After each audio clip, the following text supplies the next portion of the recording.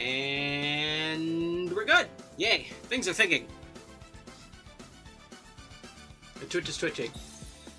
YouTube is YouTubing. Hey, yay! It didn't need a belly rub. It is a good day.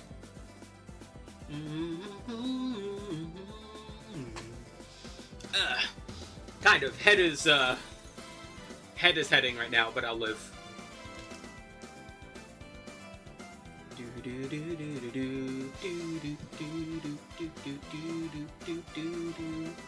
Oh Lord, I hope no one is having a heart attack looking at that background today. That would be sad.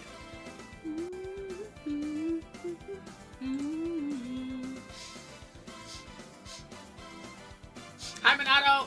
Also, yay, because yes, we will be, today's a replay day, because I don't know about everyone else, there have been very silly replays this season.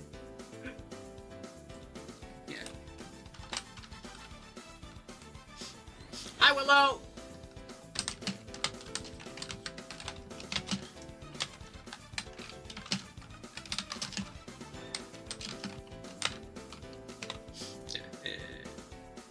Ready for 2 videos. Yay!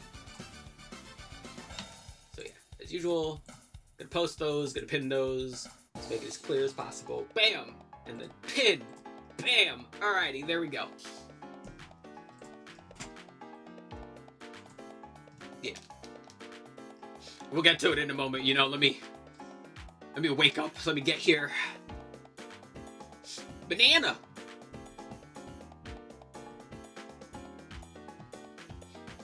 Just wake up. Yeah. Wee.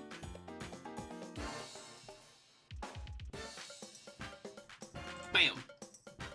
Yeah, but don't worry, we will not need to be doing that much waking up. Surprise! The game was there the whole time.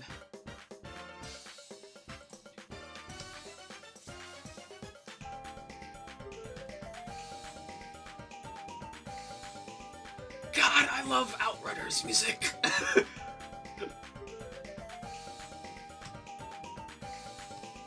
I've said this 1.5 billion times. I will say it 1.5 billion more. Sega has the best video game music.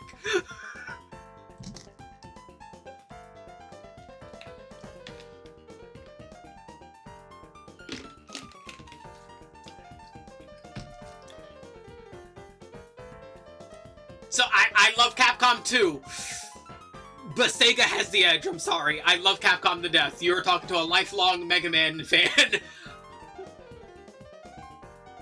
I think a big thing for me is that, like, Sega has not only, like, good quality, but good distribution. And I feel like a lot of other... And what I mean by that is Sega has several great series, not just songs, series, that also have good, songs with lyrics. And I feel like that's a big problem with a lot of other video game companies. The same company that made 06. Listen, say what you will about Sonic 06. The music is unquestionably the best thing about that game because it's good.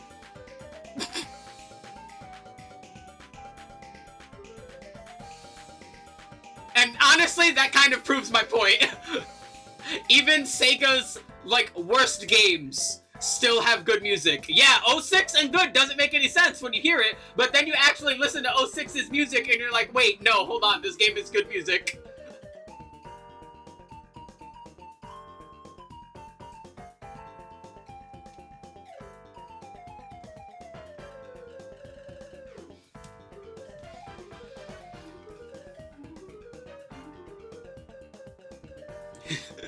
Silly plant food song. Made Brandon Dogmatica. How is it? I got some, I decided to just make the copies of the Fallen and the Virtuous and, like, some of the extra deck stuff. I had a match literally earlier, and it was, pretty good. Like, Fallen and the Virtuous is very fun. I was using Radiant Typhoon. Oh, I made, I like Enneacraft better. Yeah, Enneacraft is really fun. All of my replays are Enneacraft replays. Enneacraft has been going crazy. I need the fucking Quem. I don't have a Quem. I'm gonna be saving up for like the other like World Championship packs that I didn't buy, and hopefully I get Quem out of that. And if not, then I'll just make her. Yeah, I got the full art Mirror Jade though, so that's neat.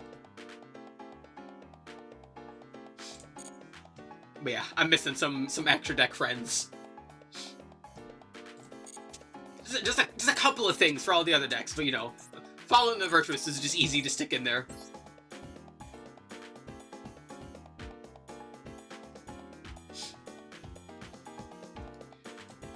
Alrighty.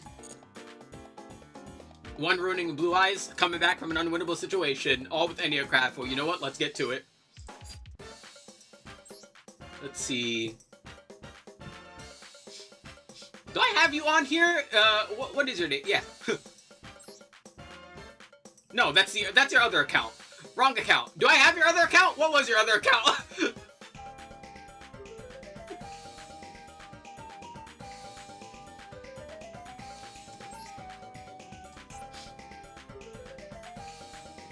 Ah! Yeah.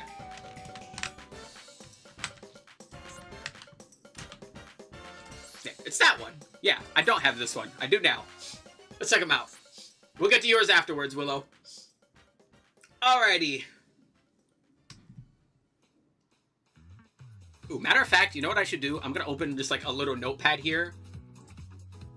Just so I can keep track of the numbers so they don't get lost in chat. Because last time I did this was very fun, but yeah.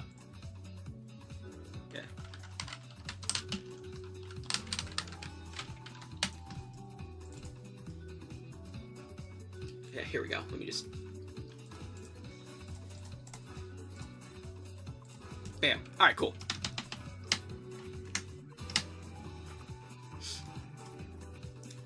Alright. Top one and second one. We'll get to it.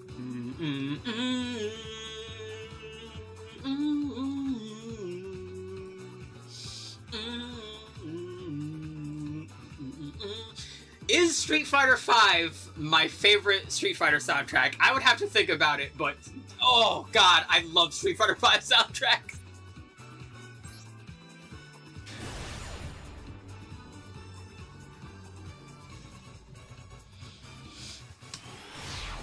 Alrighty, let's see what these funny cubes do to Blue Eyes. Alrighty, we open red, yellow, green, spider, and reverse. This is a pretty nice hand. Been playing them with Mimigolds. I've only been playing them pure. How are they in other variants?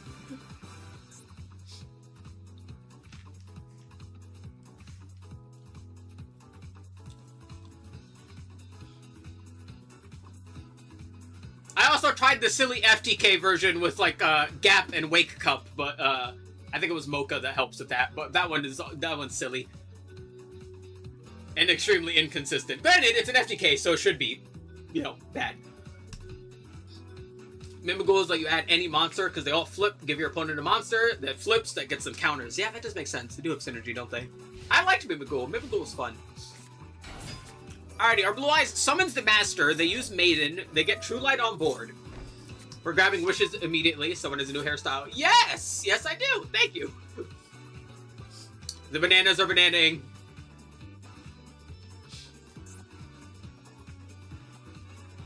Ah! Okay, there we go. Master in 2026. Some versions of Blue Eyes will use Master because he helps convert the combo. You usually don't see him in Pure. Like, you usually see him in, like, Blue Eyes variants, like Centurion Blue Eyes, because he helps convert the combo. Like the 6-hour drawing. Yes, I did.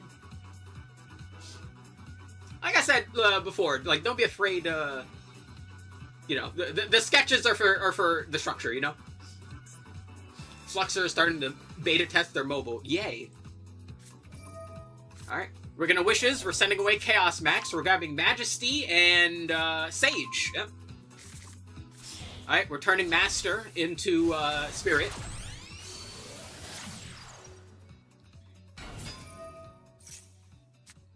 There's Mausoleum. Gonna activate the Mausoleum. Out comes Sage. Sage grabs Valor. Alrighty, it's pretty standard so far. We're gonna send the Blue Eyes. Tribute Spirit. Out comes Big Blue. Maiden trigger. Maiden special summon. Wishes trigger. Neo. Alrighty. It makes sense. We sent away Chaos Max, so equipping with Neo makes sense. Azure Eyes Silver. Okay. We're gonna return Master now. Sleeping earlier. Bye, Candy! Use Maiden. Bring back Big Blue. Tag Maiden out. Huh. Yeah, this is weird. We're gonna True Light. We're gonna set something. Probably Ultimate Fusion. No, Roar. What in the world? We set green. Whale, whale, whale. We set blue. Pixie, pixie, pixie. Playing 3 pixie. I like it. Alright, pixie for protection. Whale for protection. Spider for protection. Rebirth. Send away blue. Send away green. We get Rebirth and Enneapolis. I'm always the most sad when I hit the Rebirth and I just get more spells. At least we got Enneapolis. You know, it could be worse. Leon, Leon, Leon. No Ashley. We'll set red. Reset, reset. Scorpion. No, we're just going to set the Enneapolis. Send him back. Place him down. We'll hit the reset. And the board is ready. Alright, Kaiba Man. We're going to use Rebirth. We're going to flip something up. What is the question? My guess would be Whale. We're activating Leon on True Light. That's 1 counter. Return those. Reverse for the Whale. Bring out Blue Eyes. Alright, we got 2 Blue Eyes, but Whale is just gonna flip the entire board here. Why are they special summoning Maiden?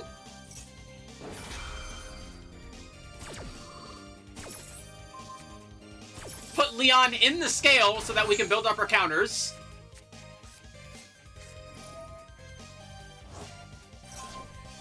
And set the Whale back down. Alrighty, well, they're gonna take a bit of damage here, but they can't play unless they get Ultimate Fusion. If they get Ultimate Fusion, they can use Ultimate Fusion to bring out Twin Dragon, but they're kind of stuck here.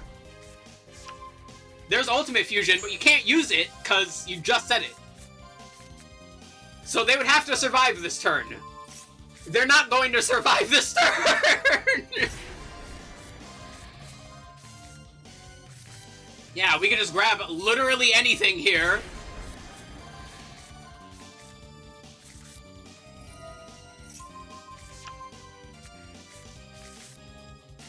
There's Dragon. Hi, Dragon!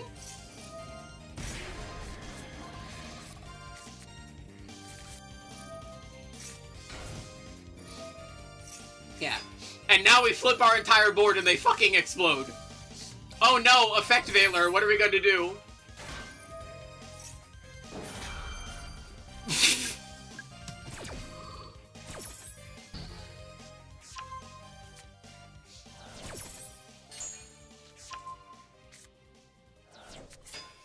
Yeah, and now they just fucking explode. Boom!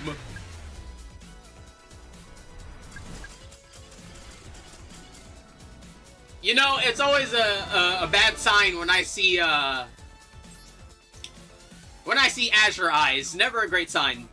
Alright. You said that one, and you said the second one, right?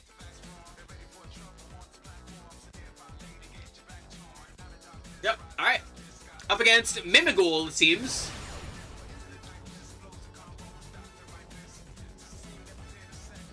Hand of this if we see the step. Giving nightmares like Wes Crave. Alrighty, we're going second. We open Droll Shifter, release Enneapolis and Sol and Luna. Alright, we're giving birth. There's the dungeon. Here's dragon. We're gonna droll. Dragon special summons itself. A face down and end. Alrighty. Alright, Shifter's now a dead card in our hand. We're gonna use release. We're gonna set a yellow.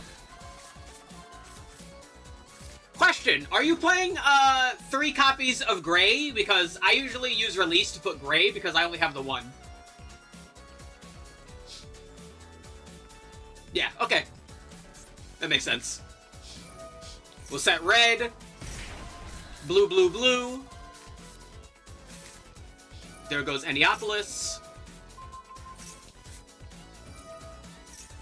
Set down blue. Whale, whale, whale. Set the whale. Set yellow. Set red. Tribute the dragon to get rid of it. That's a good idea. Although, hold on. Dragon does only get rid of face-up monsters. There's worse monsters that they could have had here, but that's a great idea.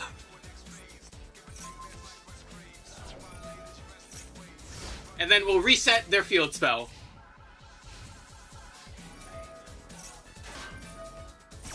We're gonna flip yellow now. They're gonna flip Imperm. Alright, so Sol and Luna's not gonna be live. The dungeon's still not on, though, because we used reset to turn it off. That's fine. We'll use reset and flip it back. Fun fact, a card that gets flipped back to face down is not negated anymore. So, re-flipping the Enneacrafts back down will let you reuse their effects, no matter what. The opponent would have to stop you from, like, flip summoning to stop that.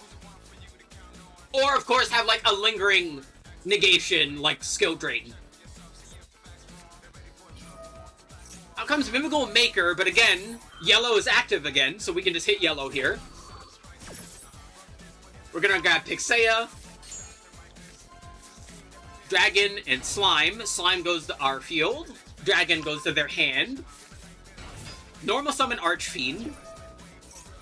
We're gonna activate yellow. They're gonna activate Archfiend. We're gonna use Enneapolis. Enneapolis is going to put yellow in the Pendulum Zone. Archfiend is going to flip Slime. Yellow is going to get rid of Dragon. They're going to summon Dragon that way. You're going to use Dragon to add the room. Oh, hi, Denny.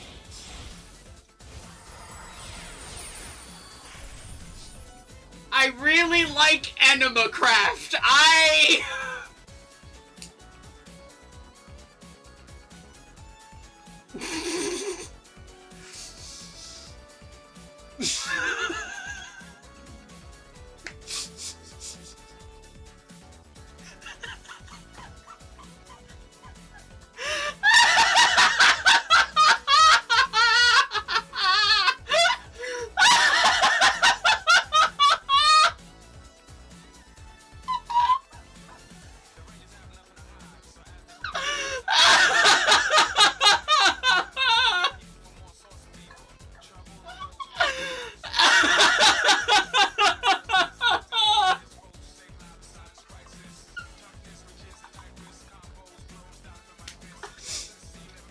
Oh, Lord. You know what? I like Animacraft too. Hi, Army.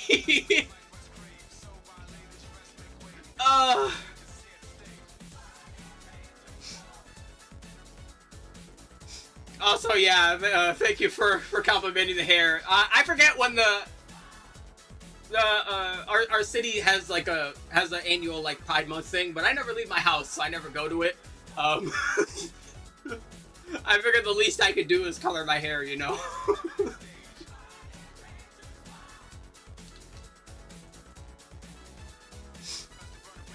Oh, Lord. Also, yeah, like, I've never tried Tindangle because I've always heard it was just one of those decks that was just bad. But I like the more unique and interesting, like, control decks in Yu-Gi-Oh! Like, I like Enneacraft because it's not just Floodgate Turbo, you know? It's like surprisingly expressive for a control deck, which is really fun. Oh, Lord. Also, hi, Hades. How are you doing? We're doing viewer replays today, so if you want to put up your Duel ID, by all means, go ahead. We've got Willows coming up after Monato's, so... Oh, Lord. Alrighty. They bring out the Ghoul. The Ghoul is gonna add. We're gonna detach. We're gonna pop. And take some damage. Ow. We'll flip red on Fairy. That lets us grab Rebirth. Fairy summons, but we're gonna use red, get rid of Fairy. They're gonna attack directly.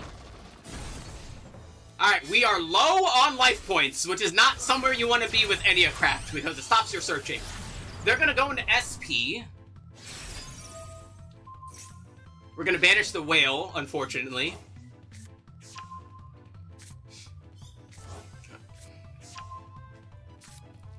Alright, and they add back armor and dragon. Alright, we have yellow.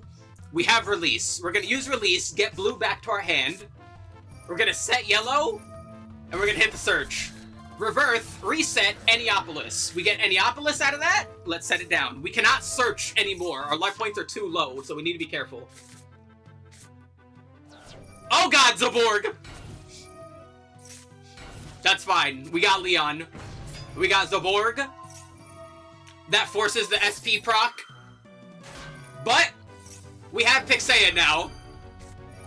They'll proc Room.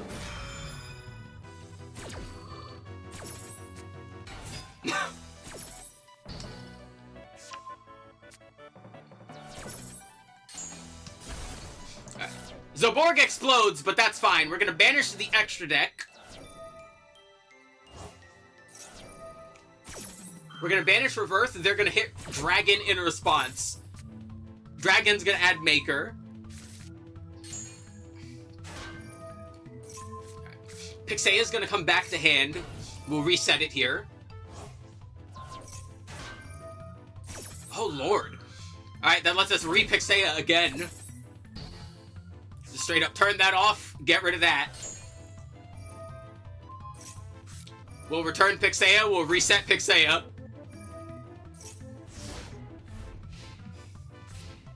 Pixea is really good to have in this matchup. Yeah, Dungeon is still stuck. They still can't use Dungeon because we used Reset on it earlier. They're gonna summon the Master, but we have Soul and Luna. We're gonna flip Leon in response. They're gonna use SP and try and dodge, but that's what Leon is for. They're gonna banish the room, and they're gonna return cards to hand. That'll let them use their field spell again, finally. That's fine. We'll take some burn here. Everything gets bounced back. Soul and Luna will reset Leon. Archfiend's in their hand. The dungeon is live now. They'll drag into their field. Archfiend to their field. End. Oh, I think I know where this is going now. We get Leon. And now they die. Yeah. We got a scale, and that's all we needed. Because, yeah, they have no monsters on board. Just punch them. What are we waiting for?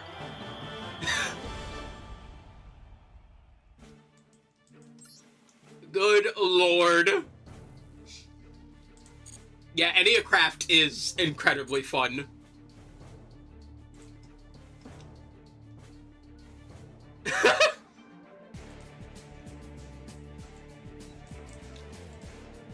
Alrighty, up next, we'll get to Willows.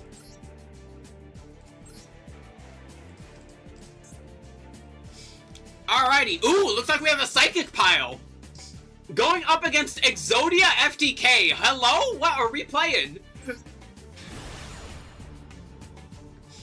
Rank duels have been crazy. Ooh, hold on. I'm going to turn my fan off. Actually, no. Matter of fact, I'm going to... Yeah. Give me a quick moment. Yeah, we're playing Psychic Pile. Ooh, this is going to be very fun. Yeah, give me a quick moment. I'm going to get the fan from the kitchen and refill my water before we continue.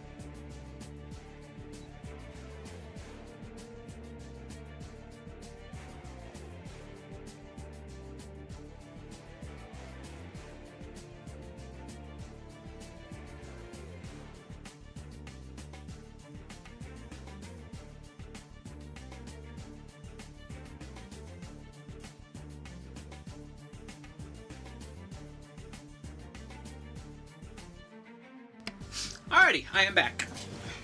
Yeah. Poof! See? Much better. Actually, I don't even need that on the highest speed. I'm gonna... Yeah. There we go. Much better. Alrighty. On to some Psychic Pile. We have Charcusai, Blaster, Ogre Dance, Rising, and E-Telly. Alright, we'll hit the E-Telly. Out comes Xiaomin. Amin grabs another Ogre Dance. The most toxic control. We'll grab Charcusai. We'll use Blaster. Send away Blaster. That gets Charcusai on board. Rising skill by sending away Ogre Dance. We'll set Deer Note. Out comes Pep! I fucking love Pep. Pep is so fun. Charcusai and Ogre Dance. Out comes the fish. See, it's fun because it's a fish, but it's not a fish. We're on 8. We're going to Jam.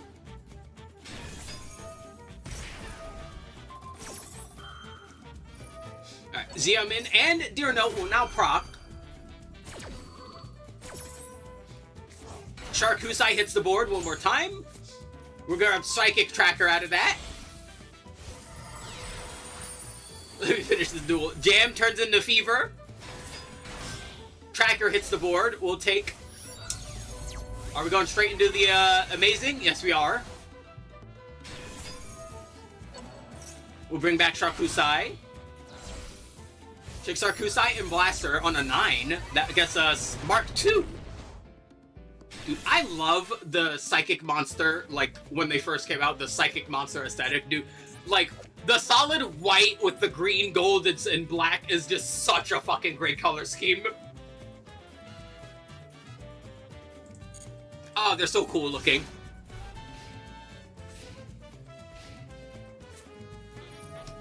Junk RDA, yeah. Alright, we're gonna Raigeki. Good news, Pep is still on board. Pep is a tower as long as your life points are lower than your opponent's, and because Psychics usually end up paying a lot of life points to do their stuff, that's not that hard. We're gonna go on Swords. Oh, we're doing this old school style. We're stalling. We get Teleport Fusion out of this. Summon a Psychic Fusion. They're gonna obliterate. Try and using it on Pep, which is not going to work. We're so low on life points. We're sending the leg. We're sending away Mark II and Jam. Out comes Axon. Pay 2000, banish. Good Goblin Housekeeping. We're going to reset some cards here. We're gonna draw, we're gonna send it back. Never mind, I guess we didn't like it. Banish the Axon. That also sends away Witch. And that's enough for the kill.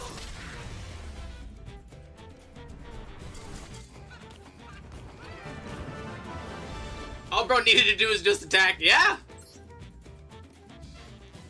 Listen, say what you will, a tower gets the job done. Also, that was one hell of a top deck, because I can imagine being stuck there for a couple of turns if you didn't get the fusion to bring out Axon to wipe the board.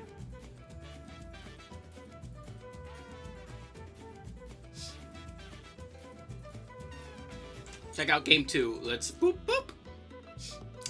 There it is. All right, looks like we're going up against Plant Link with this one. This should be neat.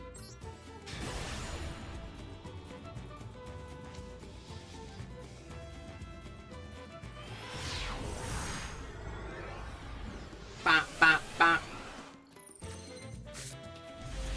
Alrighty, we open Serene, Wagon, Xeomin, Ogre Dance, and Rising once more. We're Ogre Dance away, grab Deer Note to our hand. Normal summon Xeomin. Xeomin's gonna grab Foxy Tune. We'll activate Foxy, send to the Serene, get Deer Note on board. Rising Scale hits the board. Bring out Madame, and get the Dangerous Skaboo.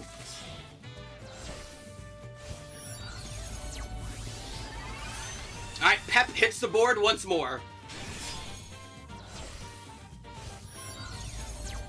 Ooh, how's Plant Link gonna deal with that? They don't really get the numbers to kind of punch them. Alright, Deer Note proc, Dragon Drive procs. We're jamming. Get Wheeler to hand. Xeomin hits the board. Wheeler special summons itself. Deer Note, Deer Notes. We get the field spell, Extreme. Time to draw 2, yay!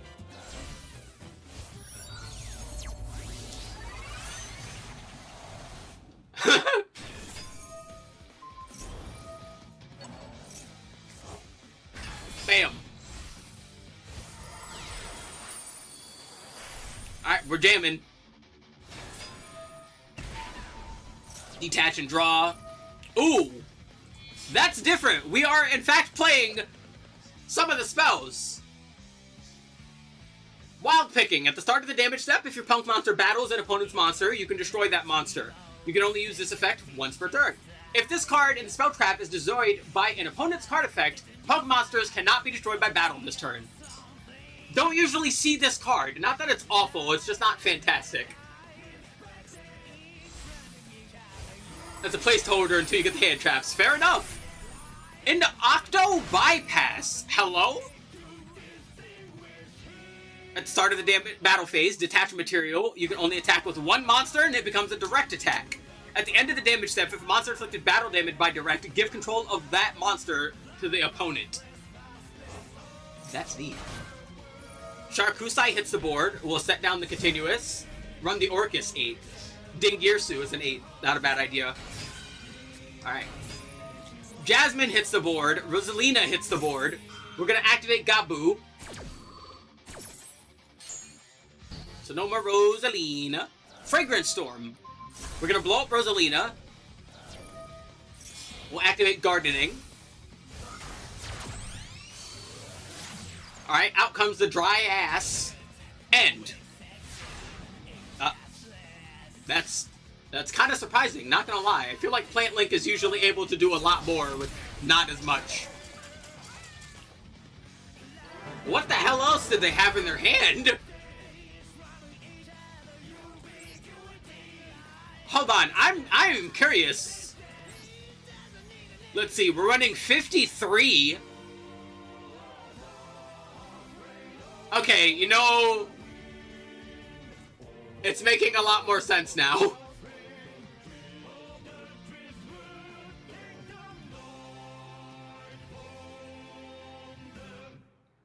Oh boy. Wings of the flightless. Oh, wow, that is a pile of all time. Yeah, let's check this out. Let's see. We are running a clean 40. Only 13 in the extra. We're missing some friends. Otherwise, yeah, this is pretty solid. Have you considered running some of the Kashtira's? Because I know like some of the Kashtira's are psychic and they can help like bait removal and stuff. Dude, it is so funny how like synergistic the Kashtira's are with so many archetypes by complete accident.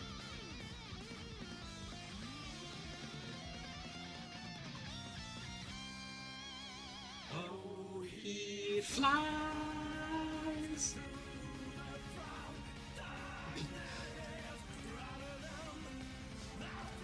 Cash smelly.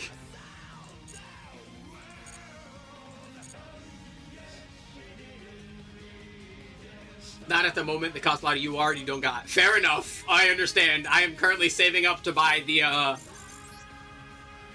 other Road to Worlds pack that I never got before, so I can hopefully get some more of the Outbass stuff. Hi, Mr. Sunshine. You're a first-time chatter. How you doing? Yeah.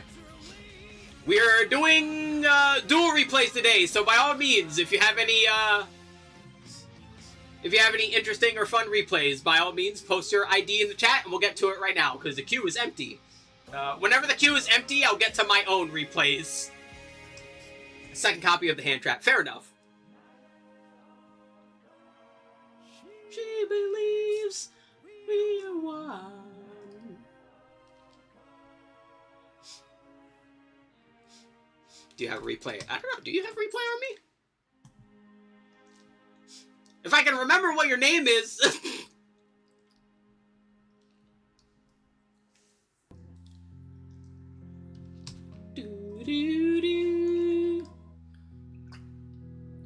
I'm gonna get a third replay if you want to. I'm not saying you have to, but by all means, we're just doing a nice watching some duels today. Deca, thank you. Bam. Let's see. Oh my lord!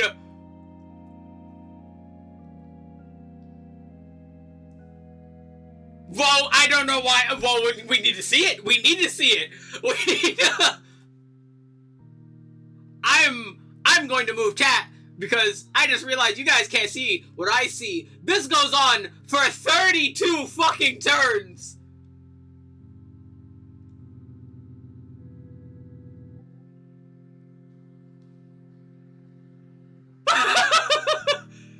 Okay.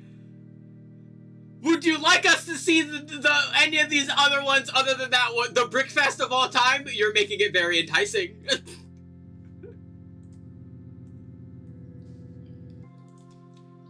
Okay. Oh. We need to see it. We need to see it. Alright, KT up against Mimighoul.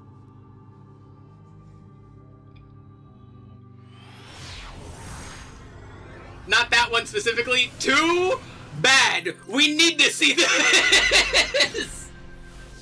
KT, we open double mix. Ghost Ogre, Ash Blossom, and Nib.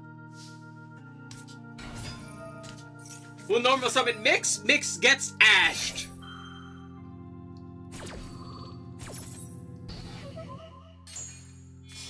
That's fine. We'll use both mixes in order to make... It's Track Maker, right? Yeah, Track Maker. Alright, they have Imperm. We're gonna get Impermed, unfortunately. Ah! Hold on. These two cool tunes are the only ones you'll draw this to. Oh, Lord! Alright, Dragon hits the board. We're grabbing Maker. We'll Ash Maker.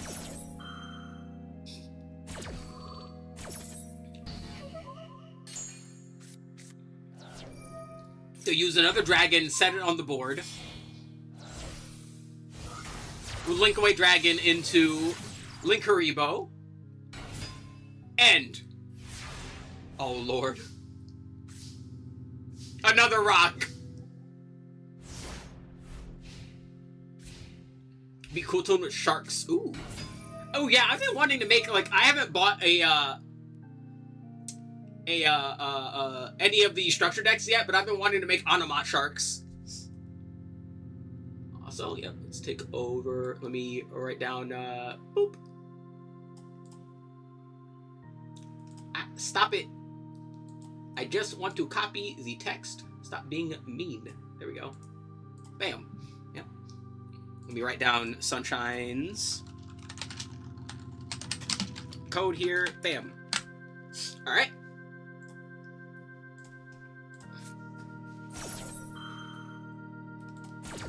You know, I gotta say, this feudal dirge that's deciding to play is bizarrely apt.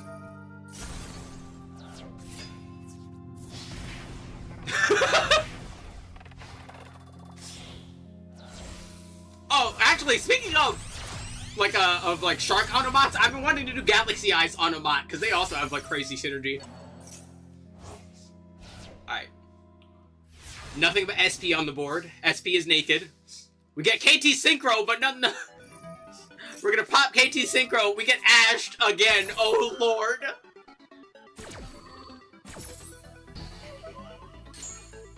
Oh, what? You're gonna give Galaxy Eyes Autobot a try now? Yeah, I saw it and I was like, I need to try this.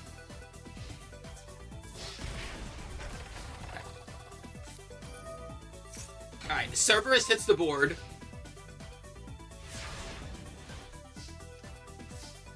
Droll, oh lord.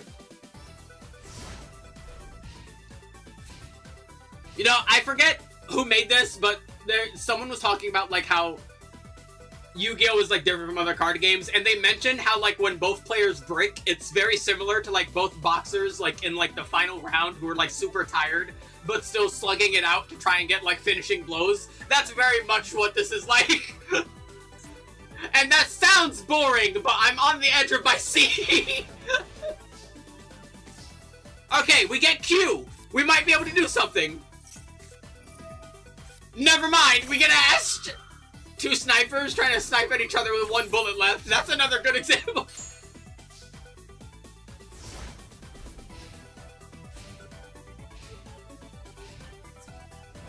Okay, well, there goes Q. We'll have a face down. Oh, lord. We get another Q. Alrighty. Q is gonna hit the board again. Imperm. Bruh.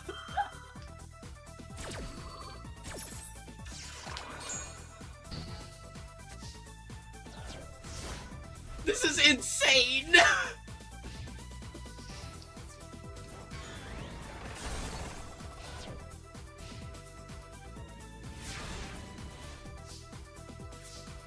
Okay, Ghost Ogre.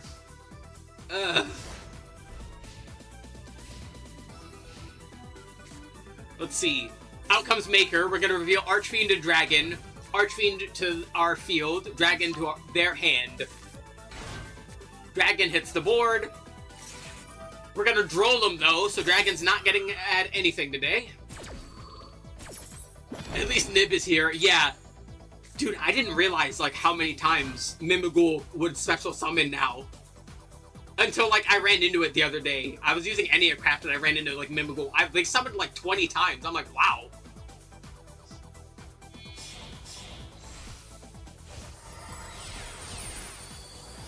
Out comes Ripplebird?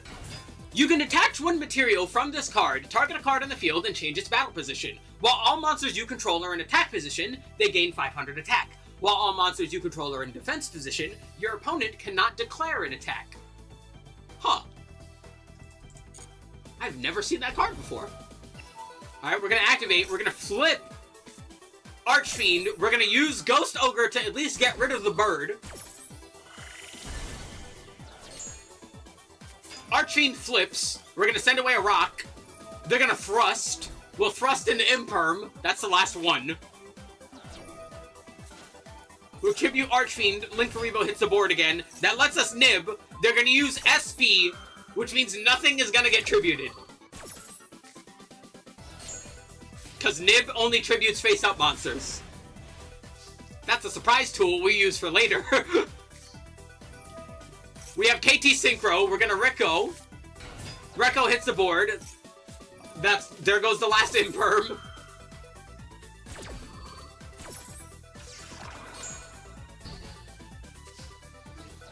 We're at least gonna battle. They're gonna tribute the Linkaribo. It hits the grave.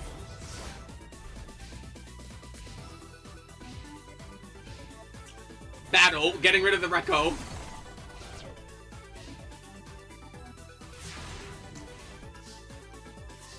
Alright, evenly. Not exactly great until they establish more of a board presence.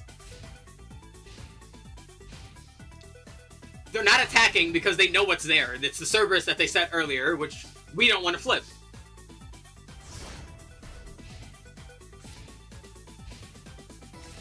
a face down, whatever that is. It might be room. Here's another evenly. That would have been nice if our board was clear, but our board is not clear.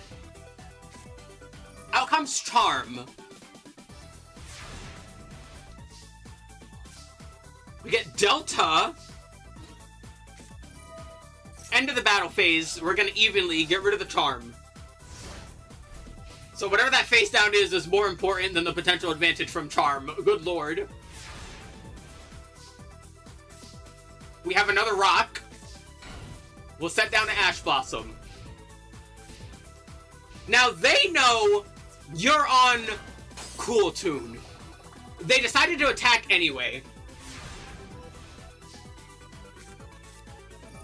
We're gonna hit the room. Out comes the Master.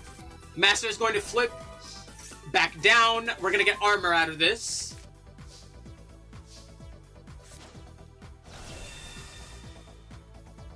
Okay, we're just gonna tribute out the rock to punch the Master. Fair enough, it gets rid of the Cerberus.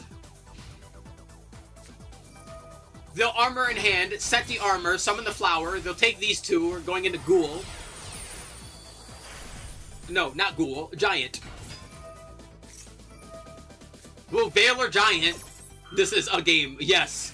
Called by, that's what that was. No wonder they wanted to keep it.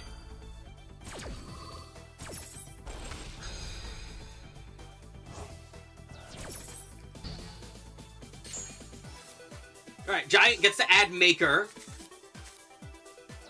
We're gonna Maker.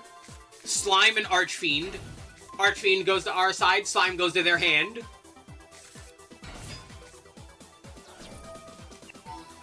We're gonna Giant proc, pop the rock, take some burn, but we still have rock in hand. They're going to use SP and save Giant. They're going to hit the Max C, get a draw from the Nib summon.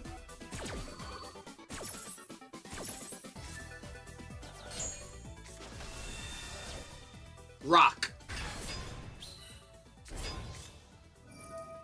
We're gonna Bot Herder, flip the Archfiend, take some damage, steal the rock, send Fairy to our side. Board is back up. It's our turn now. We can set evenly. We'll flip up room. Archfiend is now flipped up. It's destroyed. Over to their field. End of the battle phase. We'll evenly. They're going to use SP. Once again, we'll save the Giant. But we're going to use Ghost Ogre to at least get rid of SP.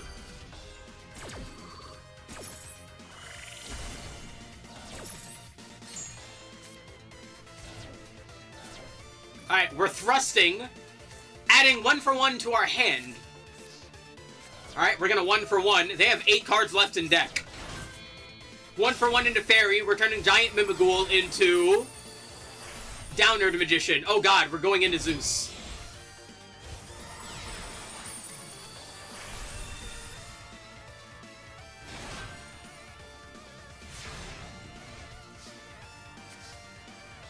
We have Gamma in hand, we have Delta in hand.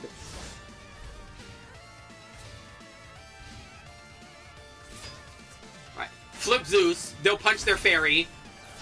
And then just direct attack with Zeus. No need to wipe the board if there's only a Fairy. Good lord. That was a fucking duel. Holy shit.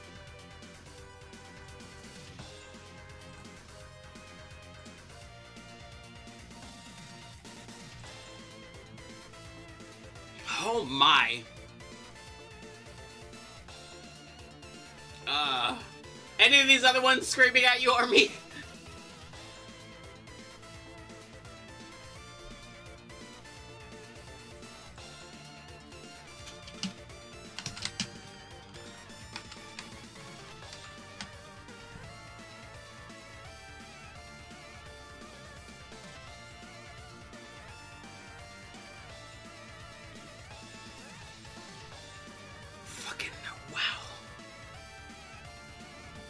Would have won if you probably kept some of the cool tunes in hand.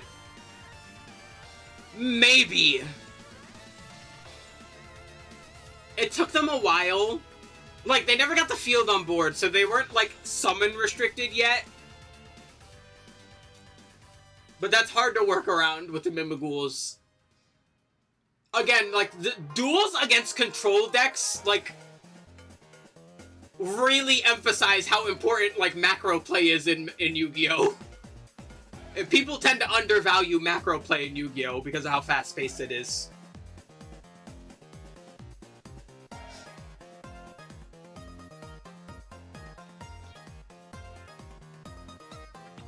That was a good duel, though.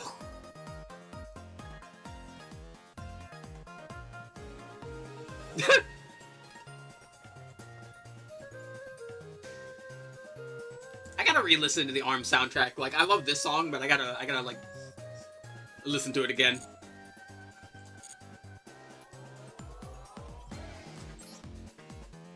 Alrighty, up next is Sunshine's. Post that down. Bam. There we go. And you said second from the bottom, so let's check it out. Alrighty, looks like we have got True Draco up against Lab. Oh lord, this is gonna be a duel.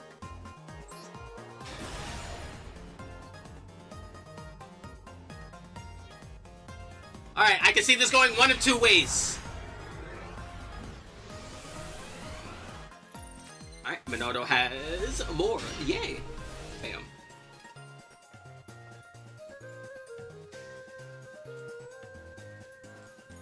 Bam.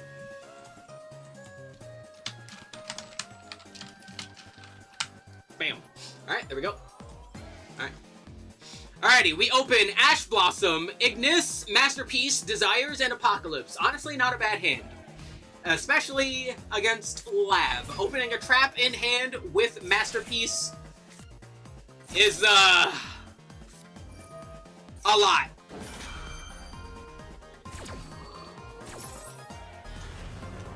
Alright, Lovely Labyrinth hits the board.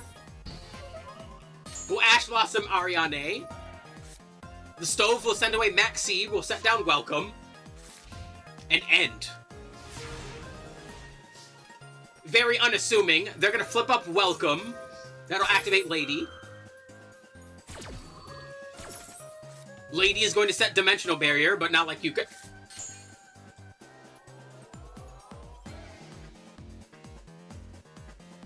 You know, I was talking the other day with Meow about how some people just like tend to play on autopilot without thinking.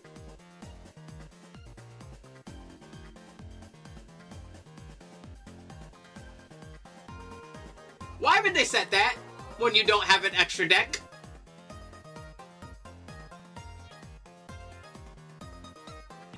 Dimension Barrier and Cool Tune because you can see what they're playing. See, that makes sense. Problem. Sun is playing True Draco with an empty extra deck. Dimensional Barrier will literally do nothing here. They don't have extra deck monsters. Why did they grab Dimensional Barrier?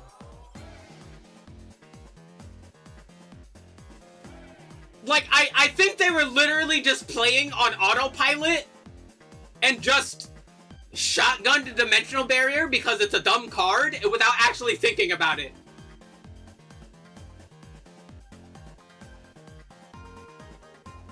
Wow. Oh, that's going to... The winner is right! The winner is right, Shuffle! Oh boy! Yeah, this is going to be a slaughter. Ariana hits the board, at least. Ariana is going to grab the Coup Clock. The Yu-Gi-Oh! Brain Cell. We'll set 3. Bring out Ignis. Get rid of Ariane. We'll Pot of Desires. We get Power Stone Sync out of that and Ash Blossom. That's all good and dandy.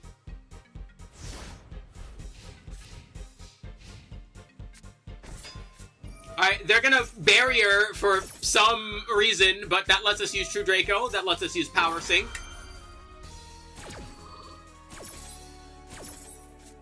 We'll set down Heritage. Right into the battle phase.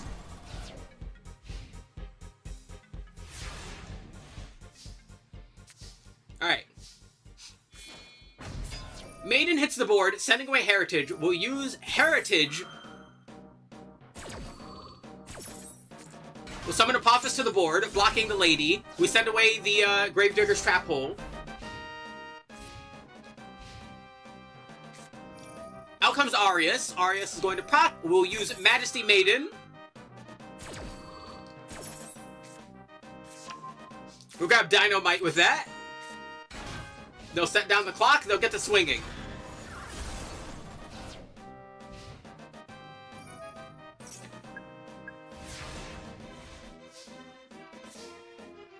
Out comes True King's Return. We'll tribute away the man monster, bringing out Dynamite. Yeah, they're in between a rock and a hard place right now. We're gonna Snatch Steal Dynamite and activate True King's Return.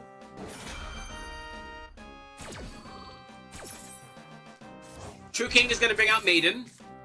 We'll set True Draco Apocalypse. Which now means we can tribute to bring out Masterpiece, and now it's definitely GG. Because now Masterpiece can just banish, pop.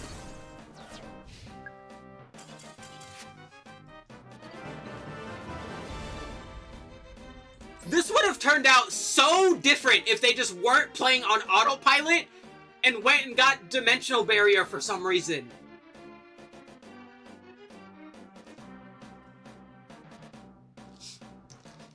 Yay, first time chatter, op 123 QQ12. Bro is out here naming himself after the Wi-Fi password. How are you doing? Ooh, yay, I love the song.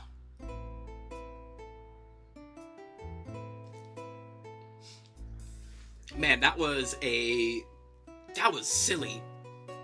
Are any of these other ones screaming at you, Sunshine? Have a lot of True Draco. Against a lot of different decks, too. Not just, standard stuff. This is a very wide variety of, duels here.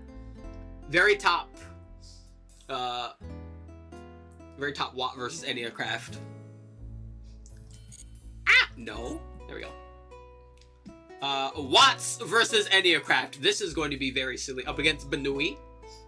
We're doing viewer replays today, Op, so if you have any replays, you can post your dual ID in the chat, and, we'll add you to the queue.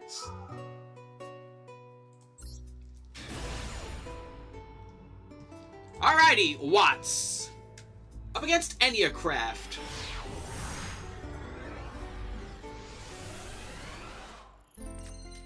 Alrighty, we're going second. We open Giraffe, Photon Sanctuary, Watt Cube, and Double Luminous Spark. Oh god.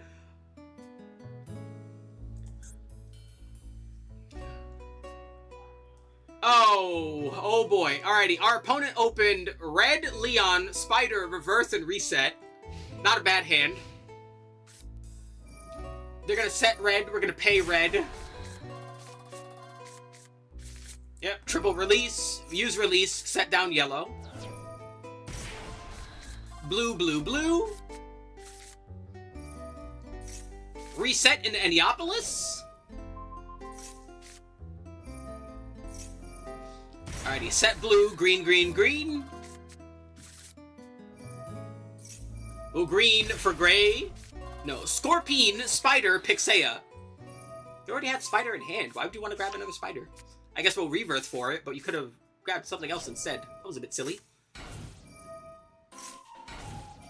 Alrighty, we'll set 5. Bam. Alrighty. Boop. Copy the dual ID. We'll get to you after Monado. Op.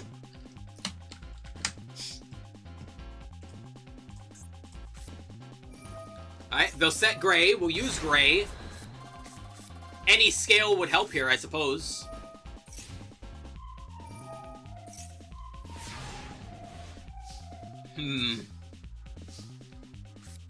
Alrighty, we're gonna Luminous Spark. We're gonna use Photon Sanctuary. That'll summon 2 tokens. We'll take those 2 tokens. Out comes Hip Potion again. Out comes Watt Tuna. We'll Watt Cube Watt Tuna. And then guess what? Punch directly because we're on Watts. Oops.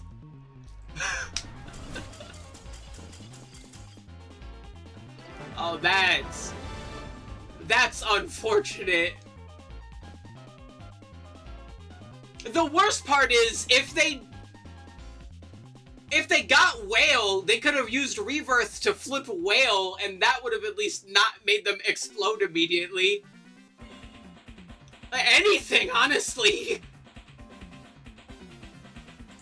Favorite deck. Overall, Centurion and Centurion variants are my favorite. I love Centurion to death. But anything that uses dragons and synchros, I generally like. I've also been using Enneacraft a lot. I like Radiant Typhoon. Here we have Branded Elf Note. We're working on Code Talker. Yeah, I love Code Talkers. I like Cyber's Piles in general. Here we got fucking Branded Draco Tail. We got Dragon Maid. We got the Rose Dragons. All kinds of... If it's mostly Synchro stuff and Dragon stuff. And a handful of other things. Like, I really like Onomot. Onomot is, like, my favorite Xyz deck. But yeah, Centurion absolutely, like, is my favorite. Alrighty, up next. Ah! I keep doing that.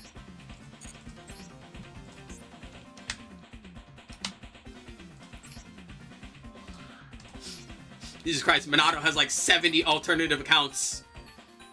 Alrighty, we are on Branded Dogmatica. Are either of these screaming at you? Actually, you know what? They're both pretty short. Yeah. 82. Let's check out this one up against White Forest. Also, like, share, replay. Just post your ID in the chat and we'll get to it. How you doing, Precure guy? We're doing these two by Minato, then we gotta get to Ops replays, and you're up next. Alrighty, we open Droll, Dogmatica Ecclesia, Fleur-de-Lis, Droplet, and Branded Opening. I'm interested to see where this goes, because, like, Dogmatica is always a deck I wanted to use, but, like, never got around to it, except for, like, Regenesis. Make Neapolitan ice cream.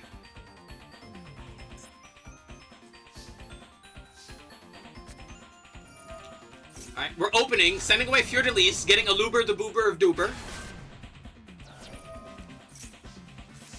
Up next, Brandon and High Spirits. Damn, Willow's already got another one. Alright, sending away Ren Guignol, that gets us Walbaz. We'll send it Titanaclad. Walbaz brings out Incredible Ecclesia. Ecclesia tribute herself to bring out Golden Sword Soul. Set down Droplet. Titanaclad is going to bring back Dogmatica Ecclesia. We'll get Dogmatica Fleur-de-Lis that way with the fun alt arts. We'll send Incredible Ecclesia back to our hand. I love, my favorite thing about the new Branded stuff is like how unassuming the boards are.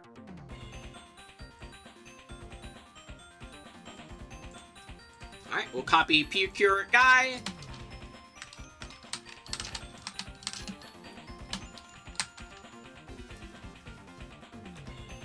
Bam, and top replay.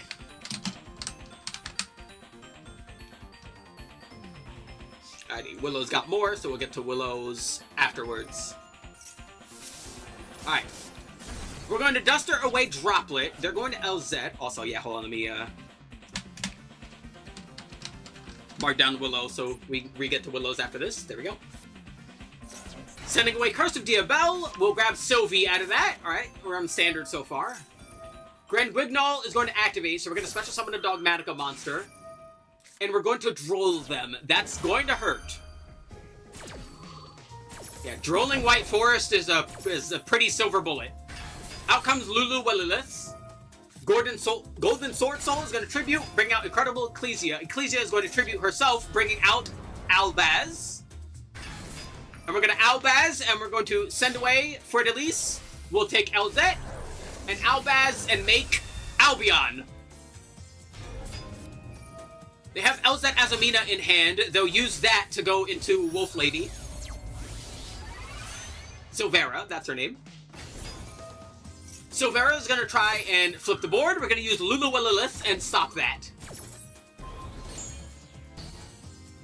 Yeah, that kills what they have there. See, I find this, like, interesting because it's a lot more, like, control-oriented than the standard branded. And again, I like actual full-on control. Ow! Thanks for being interested, Op! And I like control when it's not just, like, floodgates, you know? Sorry if they look trash, I'm fighting weak people. It happens. Alrighty. We open Incredible Ecclesia, Fuwalos, Ferdelis, Droplet, and Brandon in High Spirits. Yeah, this card is like the new, like, best one-card starter for Brandon now, isn't it? It's so funny. They have fucking Branded Fusion at 2, and they don't really care.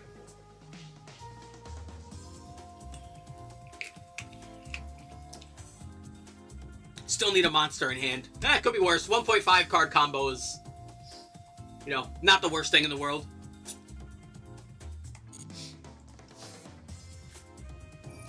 Only play 2. Fair enough. Alright. They're gonna max C. We're gonna brand it in High Spirit. Target Fuwalos, send to Vrindbrum. We'll get Wowbaz that way. Wowbaz hits the field, sending away Titaniclad. We'll grab Incredible Ecclesia. Ecclesia Tributes, bringing out Gordon Swordsoul. We'll take Golden and Wowbaz and make Dark Dragon. Which flavor monster? Pipeline Punch.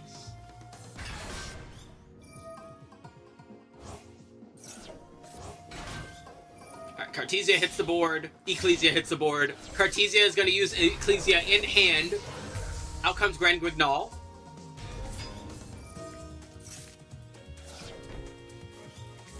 Alrighty. Droplet on board, Cartesia in hand, Ecclesia in hand, Albion setting Retribution, Grand Guignol on the board, Dark Dragon on the board, double Ecclesia on the board, Fridalis, the new one, in hand. They have a full hand, but they would prefer most of this be in the grave. Alright, we're gonna do, Tribute away the Dark Dragon. Alright, we're gonna use Horus stuff and fucking just declutter our hand. We want these guys in grave, not in hand.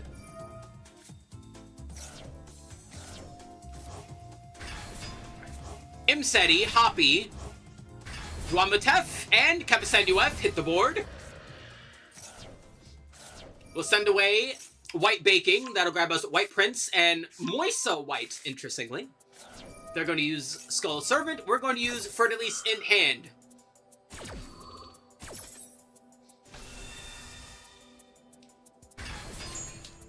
Alright. That'll use to be set Encounter. They're going to take Hoppy and Kepisenuf. Out comes Zombie Vampire. We just want to mill. We're going to tribute Ecclesia to bring out Albaz. Albaz is probably going to get the, We'll send away Incredible Ecclesia. That's 3 Darks. Out comes Dragon that devours the Dogma. Duamatef is going to proc. We'll use Dogma. Return the Skull Servants. Makes sense. We get Moisa White. Fertilis is still in hand, though.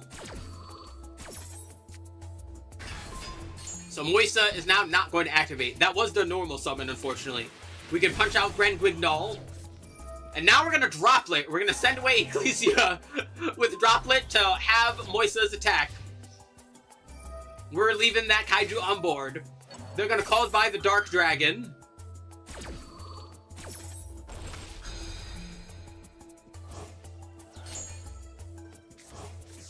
High Spirits is back in hand.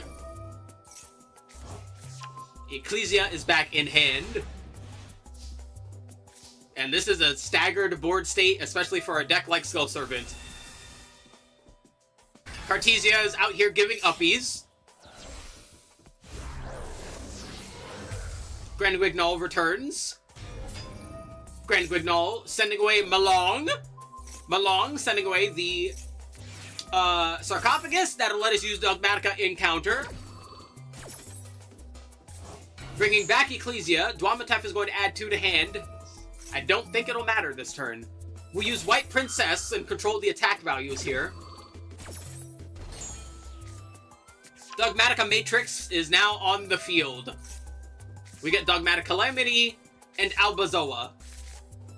And Albazoa has very big number.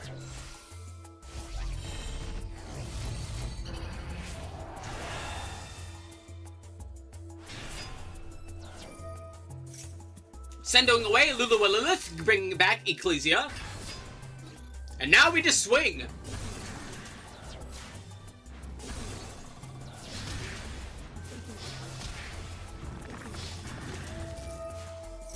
Bam.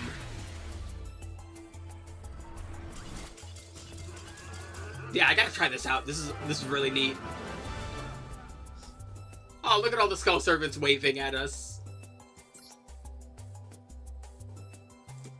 Yeah. Done. We'll get to you in a bit, Willow. Up next is Op. Boop.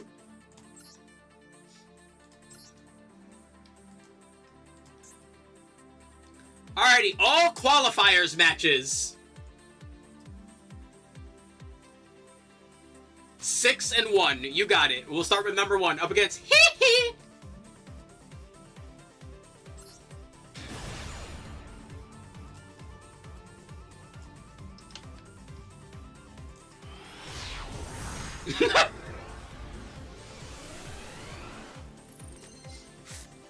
Alrighty. Ooh, Speedroids! I love Speedroids.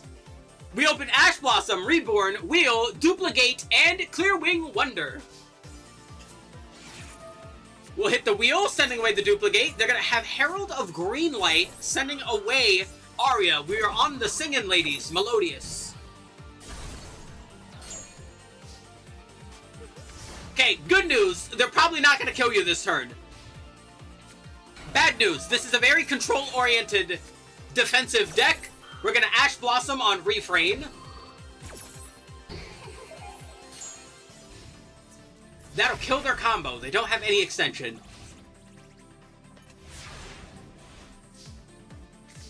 Let's see. We drew Mushi. Duplicate hits the board. We'll Monster Reborn, taking their Arya in order to start Synchro Climbing.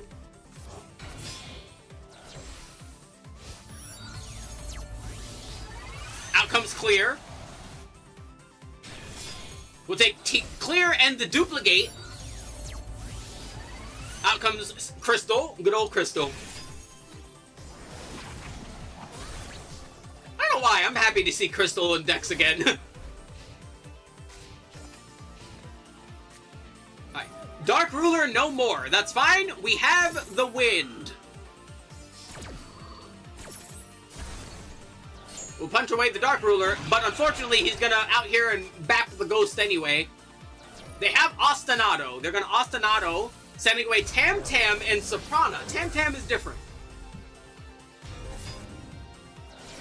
Tam Tam is going to activate. Baka is going to activate. Refrain is going to activate. But that's fine. We'll use Wing Wonder. And reset Crystal Wing. He is now live again. Which now means we get to do this. Refrain is not refraining today. We're going to send monsters to the grave. We have Concerto. We'll Concerto these two. Out comes Bloom Diva. Baka will bring back Shapina. Shapina is going to add Couplet to hand. We'll Couplet for Tam Tam. Tam Tam is going to add Fusion Substitute. We'll Fusion Substitute using Shapina and Tam Tam. Out comes Bloom Prima.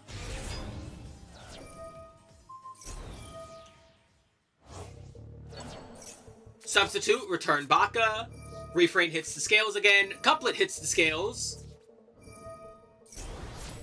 Yeah. We'll swing. That'll activate Bloom Diva just to add Sharpeena back to hand, and Concerto will now proc.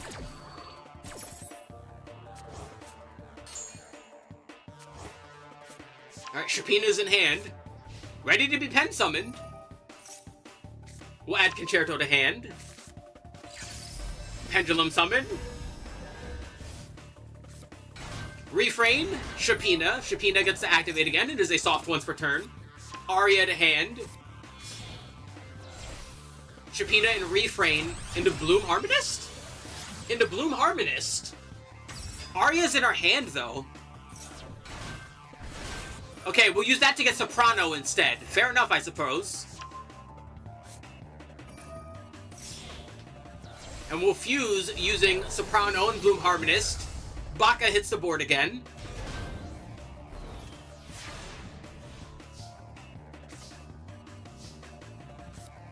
Alright, we have Terror Top. Ethical Terror Top usage. Terror Top into Takaton board. Takaton board, bring out the Red Eye die.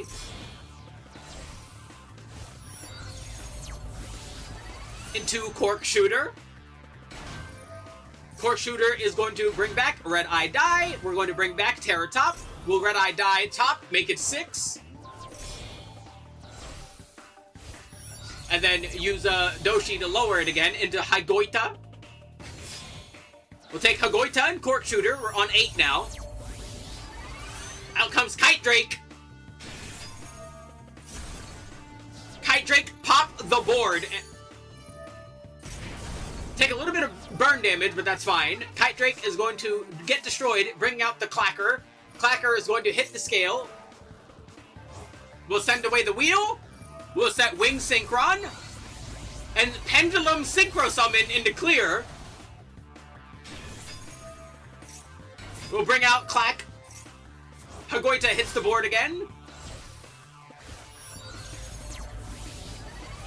Out comes Fast.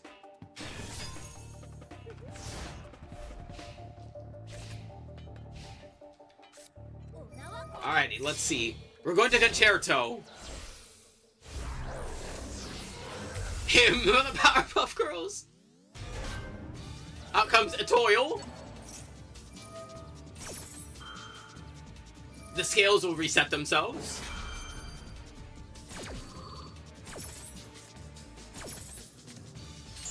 I had no idea how to play against that deck.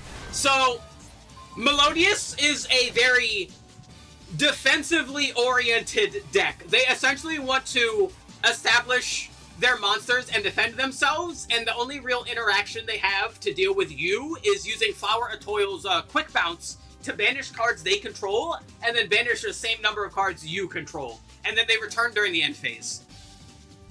Most notably, they were able to get out LG, so none of their cards are able to be destroyed by card effects, and they have Aria in hand, which they can Pendulum Summon, and then that'll stop the targeting and destruction, and battle destruction.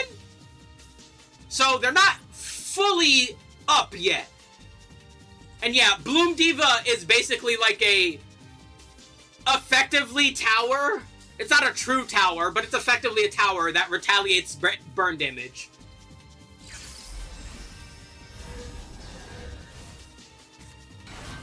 Yeah, Aria's on board now, so now there's targeting and complete destruction protection. We're gonna use Refrain and Sonata. Bring out Bloom Harmonist? No, Beyond the Pendulum. Is it kind of a dead deck? What do you mean? Oh, it's like stacks? Not necessarily. They don't interrupt you, they build themselves up. They use their monsters defensively. Again, they don't tend to interrupt you too often. They're building up a wall, basically.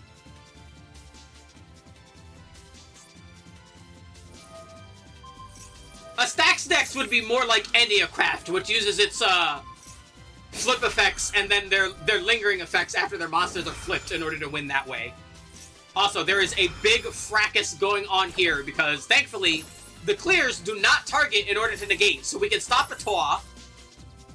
SP is going to banish, unfortunately, but not completely, because we'll stop the non-targeting banish initially. And now there's a nice, juicy SP to attack. That'll let us use Fast here. They're going to try and use SV here. Alright, they'll SV away. Fast is going to stop Etoile. Colonel is going to banish itself. We'll get rid of Etoile. Etoile is going to bring out a Melodious from extra deck now. Concerto is going to send it back and then get a card from hand. Out comes Baka. Baka is going to special summon from deck. Out comes Sonata. Alright. We'll take these three into access code talker. We're going to Baka proc. We're going to access code talker proc in order to get some attack here. Etoile hits the board again. So now we have unrespondable. We would have had unrespondable destructions, but you caught that in time using fast. And now we're going to use clear and stop Etoile. We're going to pendulum summon. Out comes Refrain. Refrain is going to get ashed.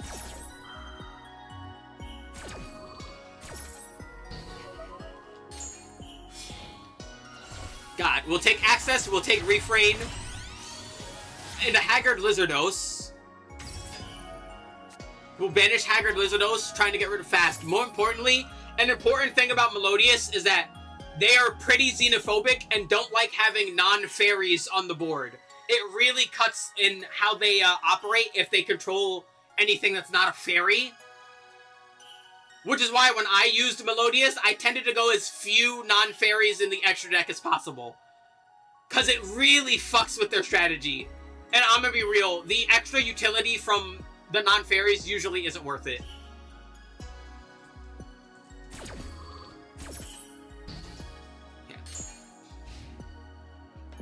I guarantee you, they didn't really care about getting the damage bonus. They mostly just wanted to empty the extra deck zone. We'll revive Kite now. We'll use Clear to negate Bloom Diva. They're going to now try and use Etoile.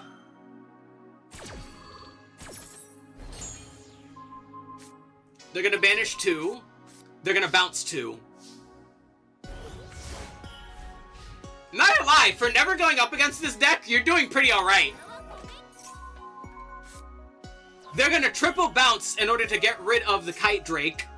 We're gonna Ostinato, sending away Cannon and Sonata. Out comes Schuberta. Schuberta has graveyard control, so Schuberta is gonna banish from grave. But we're not going to do that. We're instead going to use Concerto, bringing out Etoile once more. That'll reset the scales.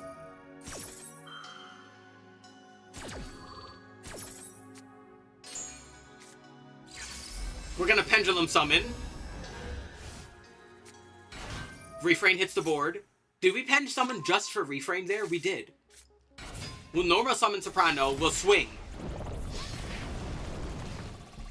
If they put her in attack position, that would have been game. Terror Top. We could have worse top decks. We could have plenty of worse top decks. Terror Top will hit the board. That will make them use Etoile.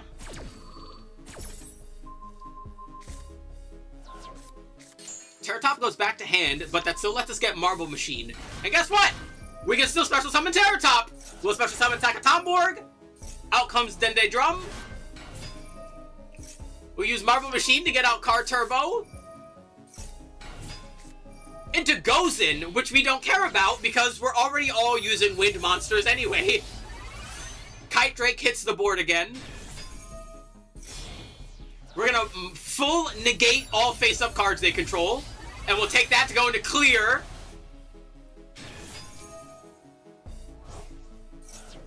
Drum is going to bring Red Eye Die once more. Hagoita is going to become level 4. We'll use that to bring out Glider. Glider is going to bring back Synchro. We'll take Glider and Synchro. Out comes Clear. over synchro. We're gonna roll 5. 1, 2, 3, 4, 5. And now, 1, 2, 3, 4, 5.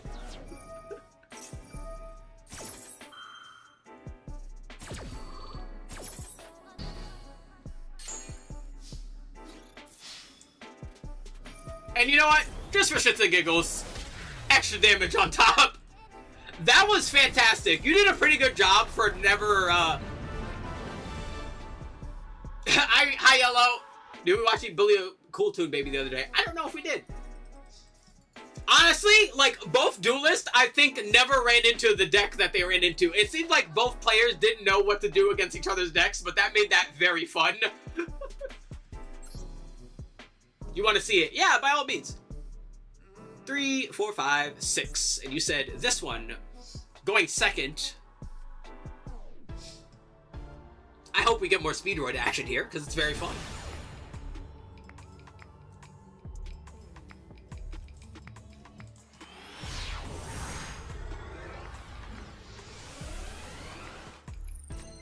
Alrighty. Yes, more Speedroid. We open the Drummer, Ultra Hound, Perulia, Wing, and Scratch. Yay. Top replay. Oh, God. This is going to be good. Yeah, Willow's back. Alright. We're going to Perulia. Which, honestly, is not a bad idea against Branded nowadays. They're going to send away Titaniclad. They're going to send away Serenir. Albion goes to hand. They're going to send Retribution to grave.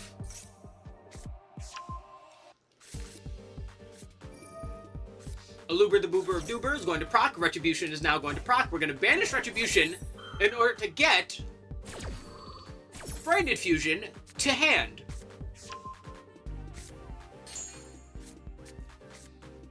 There goes Branded Loss, so no fusion is going to be stopped now. Sending away Albaz and Quem into Albion. We'll grab Cartesia with that. Cartesia will activate.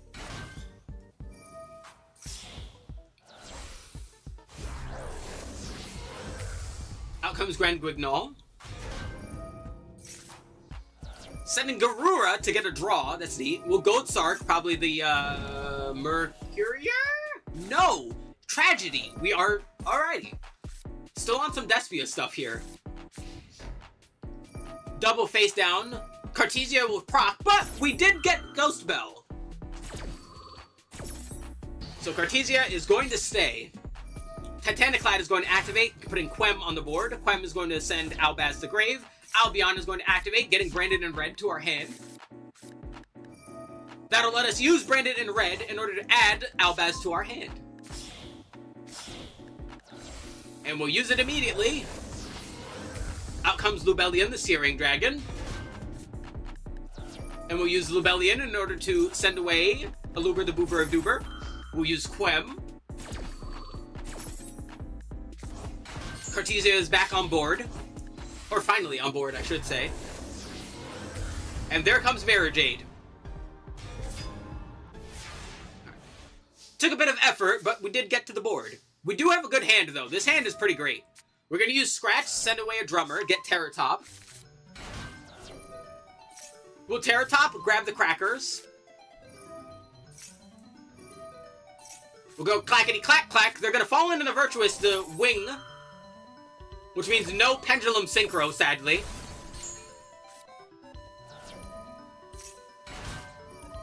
Clack hits the board. Quertris. Let's see how they do this. Takatomborg hits the board. Takatomborg is going to tribute itself, bringing out the red-eye die.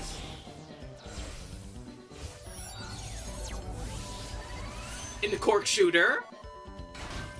Cork Shooter is going to activate, bringing back its materials because they were all winds, I'm pretty sure is how that works. No, Speedroids.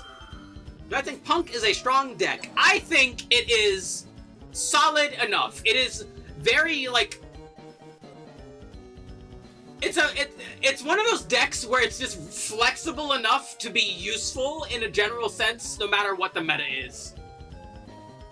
right? There's a lot of moving pieces to a deck like Punk. There's a lot of variants of Punk you could use, whether it's Psychic Pile, whether it's Fiendsmith, or whether it's something else. Hell, Speedroid Punk is pretty interesting. Like, it's one of those decks where, like, it's the better of a specialist you are, I feel like you get more mileage out of it. I think the less familiar you are with Punk, the worse it gets. But the more familiar you are with Punk, the better you are at squeezing out. That's what it is. It's a specialist deck. And specialist decks are scary.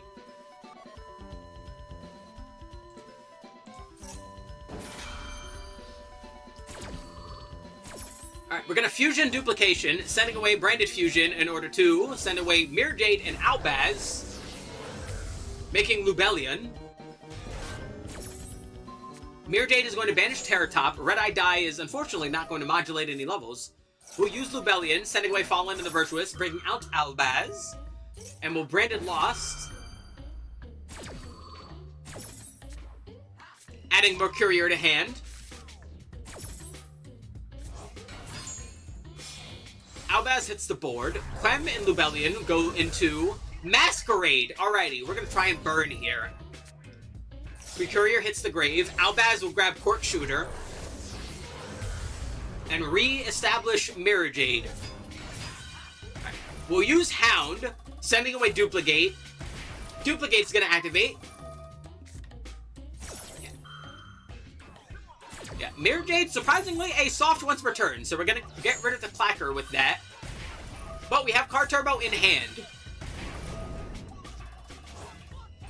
Duke is going to bring back the Cork Shooter. How would I classify Dedede? I would also classify that as a specialist deck. Like, there's just some... It's very much like... it's a lot of decks where it's like, yeah, I like comparing Yu-Gi-Oh! To fighting games. And it's very much like... I think a lot of decks in Yu-Gi-Oh! Are like puppet characters. Puppet characters are very hard to use. But when you know how to use them, and you're familiar with how they operate, and a higher sense of, like, game sense that you get from using them, they become so hard to deal with, and seem like virtually impossible to stop. And I feel like Yu-Gi-Oh! Is cool because a lot of decks are like that. Like, they're different flavors of specialist, which I think is neat. That's why I like Yu-Gi-Oh! So much compared to other card games. Like, other card games are, like, really static and don't really have that same appeal. Yu-Gi-Oh! Does. There's so much, like, individuality and creativity present in Yu-Gi-Oh! Decks and deck choices and deck building that isn't really comparable, as far as I'm concerned, with other card games.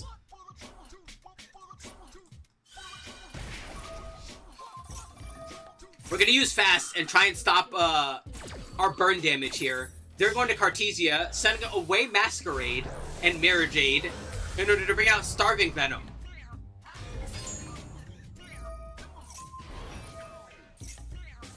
Masquerade is going to revive itself, and we have to deal with a Starving Venom on the board. But that is a 10. We're bringing out Crystal Clear.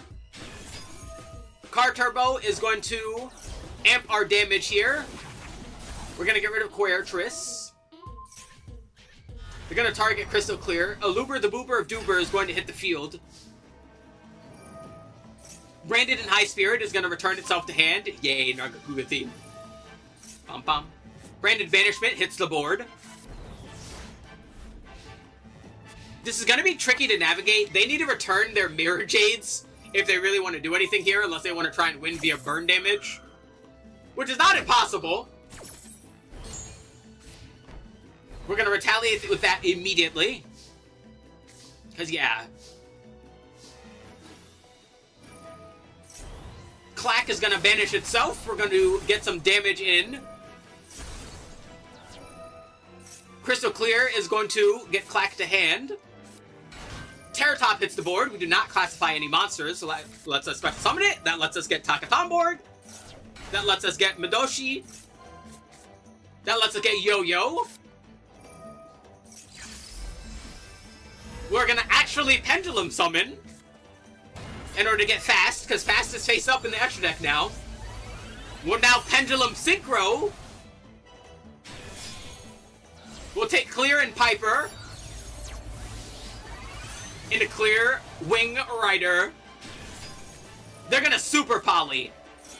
Fair enough. We still have Yo-Yo in hand, and we have not normal summoned, I'm pretty sure. Into Mud Dragon of the Swamp. Alrighty. Now, here's the real question. What are they going to do with Mud Dragon? A smart thing to do with Mud Dragon would be to make Mud Dragon a wind, so that you can't target any of your own stuff and bring them back. Let's see if they do that. They're gonna add Albion to hand. We're gonna use Yo-Yo. They're not going to do that. Well, here's Kite Drake now.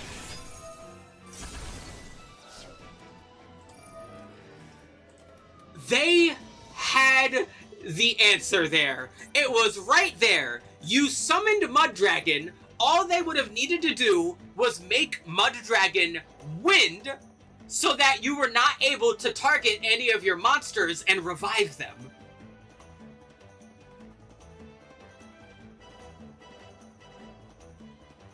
And now their board is empty. Now this is branded, and Modern Branded's main phase 3 is incredibly strong, as we all know, probably. So let's see what happens here.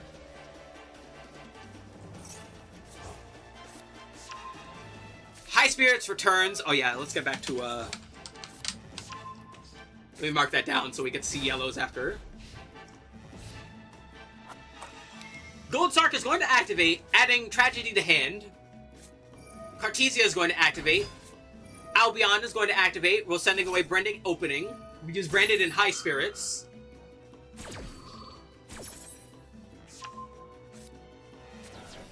Sending away Boral. There goes Kit. We're going to Droll. Droll isn't exactly the strongest against Branded, but it's also handy. They're going to use Fallen and Virtuous. We're going to FNV, get rid of the Kite Drake, but that's not enough for lethal.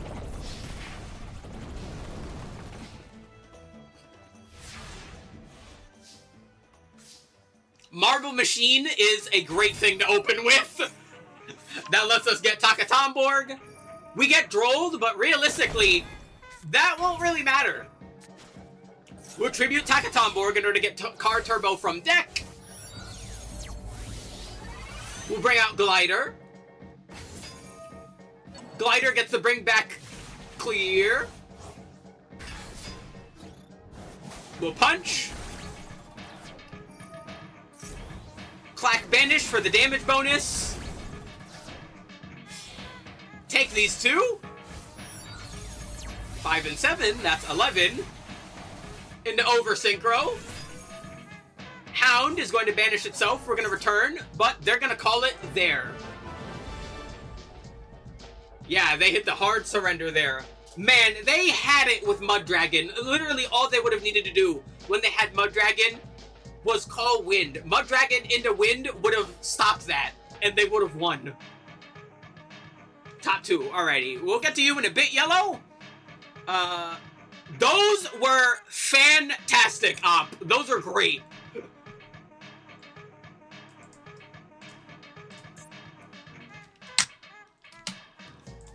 Up next, we've got Precure.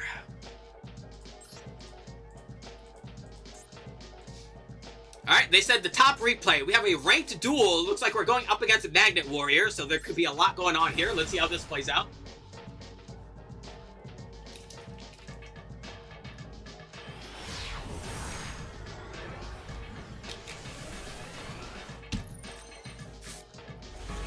Alrighty, we are on Millennium. Alrighty, there goes Duo Terran. Duo Terran is going to bond. Sending away the magnets, get Conductor Warrior. Sigma is going to activate, bringing back Epsilon. Epsilon is going to activate. Taking Epsilon and Sigma into Gallant Granite. We'll add a Barrier Statue of Droughts to hand.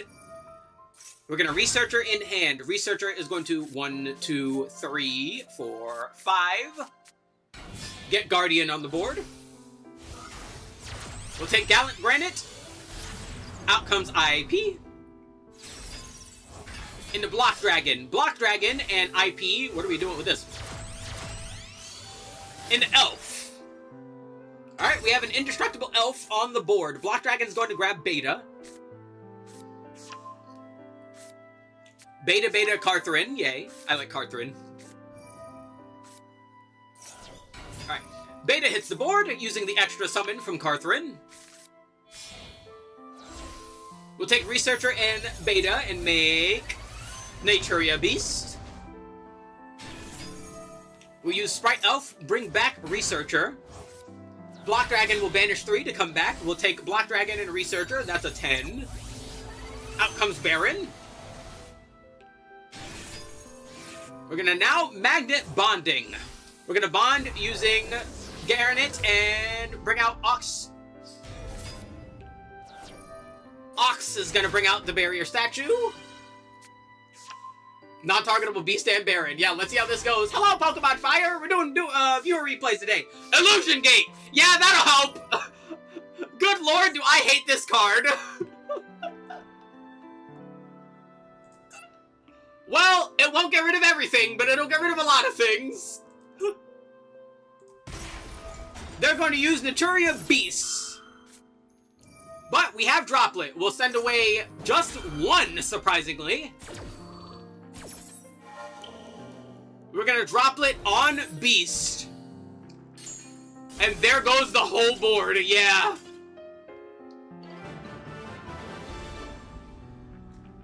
Sometimes breaking the board isn't that complicated.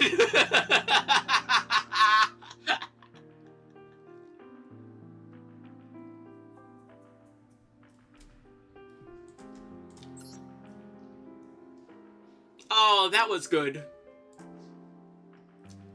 Any of these other ones interesting pre-cure, or you want to call it oh my lordness, of course. Dude, why do you guys have the silliest dual room duels?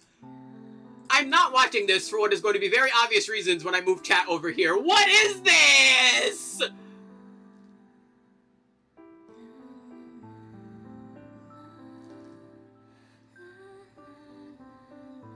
But from the main account, it is still technically your turn, so by all means, post your dual ID and we'll get to it. When's your turn, Willow? Up next, after pre-cure.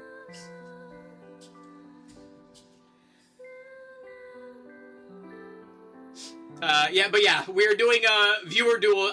This is surprising. I haven't even gotten to any of my own replays today. It's kind of...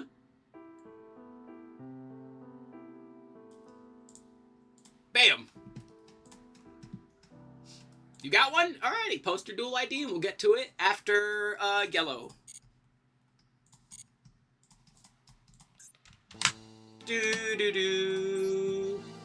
How the hell did I get to that many turns? Listen, if I see a duel count that big, I'm not asking questions. I'm running. I think the longest duel I've had went on for 56 turns. Alrighty, the top one versus Saigo. Right there. Oh god, this was during the Exodia event! Oh no, what happened?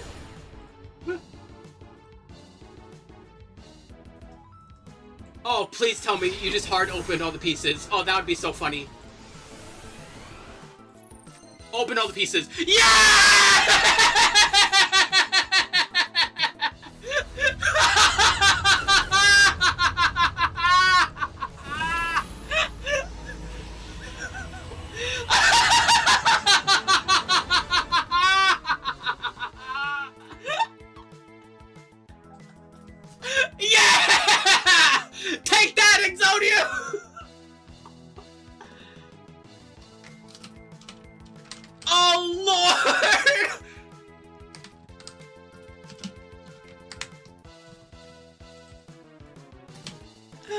Oh, that was great! That was exactly what I wanted!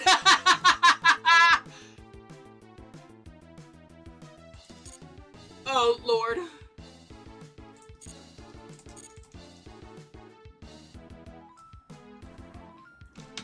2:30, but I was stun locking a friend during a drinking game. Oh, Lord.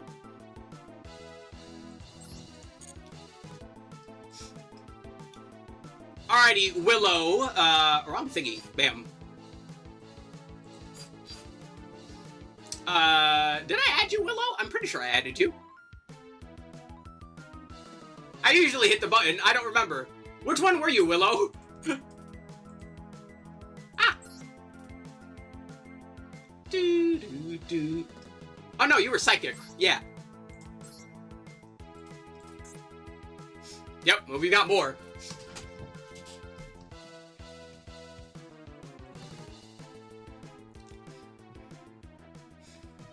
Alrighty, we've got a qualifier match. We have a rank match up against Branded, and I think this one's also new.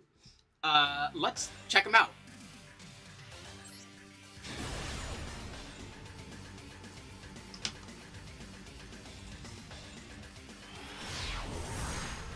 God, I love Shadows' soundtrack. Alrighty, we are going first. We open Double Sharkusai, Ogre Dance, Rising Scale, and Imperm. This is a pretty nice hand.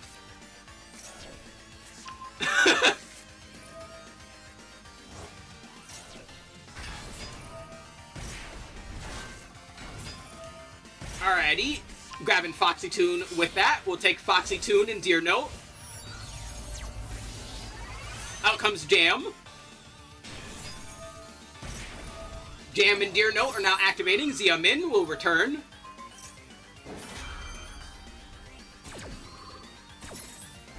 Zia Min for the attack boost. Hello, Sappy Berry. You're a first-time chatter. How you doing? We add Psychic Tracker to hand. We'll jam into more jam. Foxy Tune banish, or not banish. We'll get Madame Spider in order to get Gabu. Jesus, and Xion, hi! God, we're having a lot of people today. That's at 11. We're going straight to the Amazing Dragon. Yeah. Out comes Rising Scale. We'll take Rising Scale and Zia Min. Into Pep. And we'll call it there.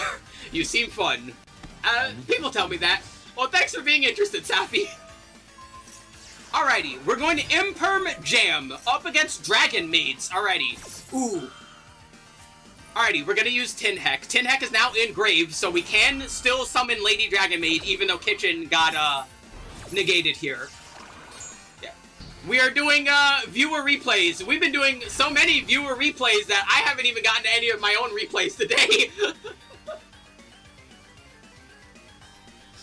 Alrighty, they are playing Red MD. I love Red MD so much.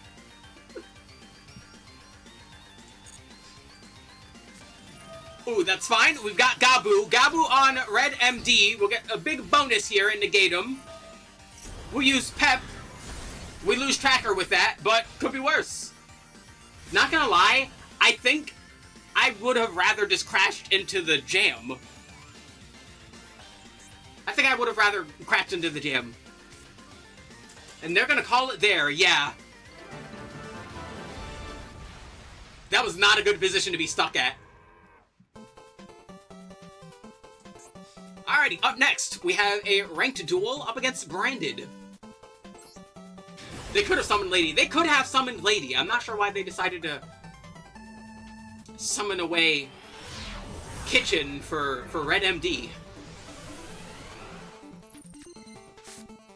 Alrighty, we open Madam Spider, Zia Min, Rising Scale, E-Telly, and, surprise! Yeah, you'd still add Gabu. Very fun song. Oh. Is that the first Mega Man song that's played today? My deck building skills are questionable. It'd be like that. Is he a fun fight? Hardman? Yeah, I'd say so. I like Hardman's fight. It's pretty fun.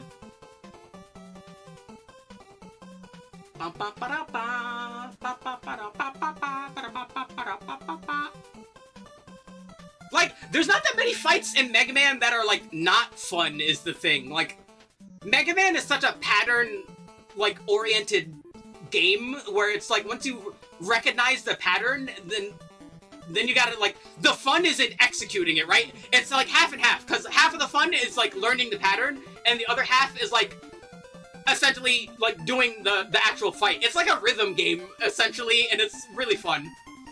Yeah. Alright. We'll grab Foxy Toon. Foxy Toon will send a wave, getting Deer Note on board.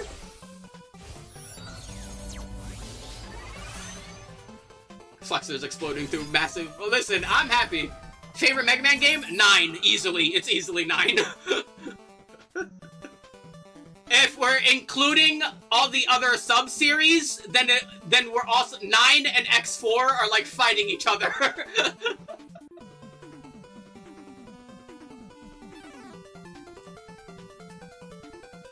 Also, I finished playing Gravity Circuit recently. Gravity Circuit was very fun. I can't wait for the sequel.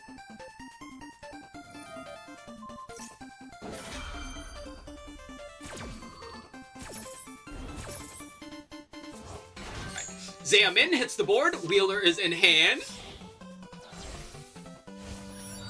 That's our 11. Out comes the Amazing Dragon. Ah!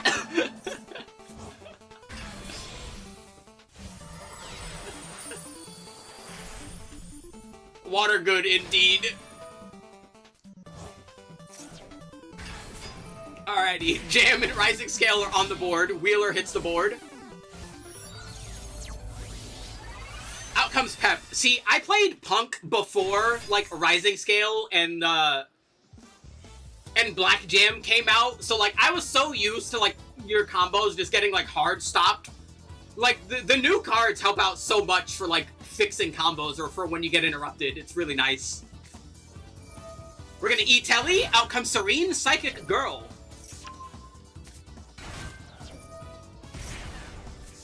Not sure if it's because of where I watch. That's probably what it is. Alrighty, and we got a Teleport Fusion out of that, so we essentially have a board wipe available. A ticking time bomb right now. Out comes Ab Libitum. Alright, we're gonna Super Poly using Ab Libitum. Out comes Masquerade. A lot of people are still playing this card. I feel like even before, like, Fallen and the Virtuous and the Dogmatic Dragons came out, like, people started to play Masquerade, like, less and less and less. It's really weird to still see it around sometimes.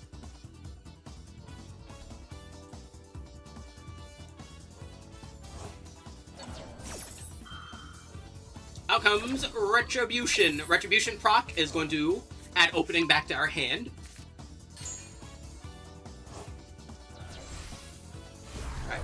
Xiamin and Jam Fever are now going to become Oracle. Yeah.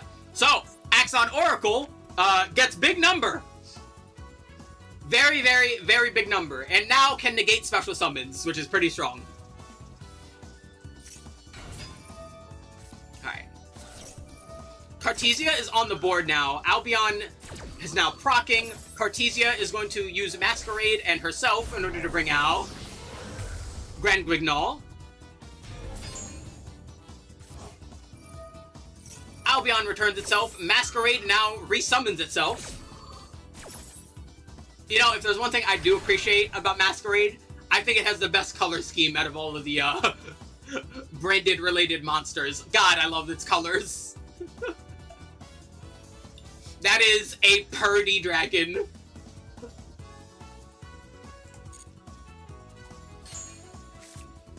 Sending away 5? What the hell? 5 vanishes. Albaz and 5 are now going to make Mirror Jade. Is 5 in there just as a Super Poly target? What the hell? Sending away Albalenitis in order to use Mirror Jade's Vanish here. Alright, our life points are still lower, so Pep is all fine. Maybe a little too fine. I have a feeling I think I know where this is going now. Fulos in hand. Honestly, not a bad normal. We'll take Wheeler and the Procurer. Out comes Serene Psychic Sorceress. Wheeler is going to target Fulos. We're going to use Sorceress in order to set Teleport Fusion once more. Wheeler is going to blow up Fuelos. We'll set Amazing Dragon in defense position, bringing back Synchro Jam. That gets us Gaku.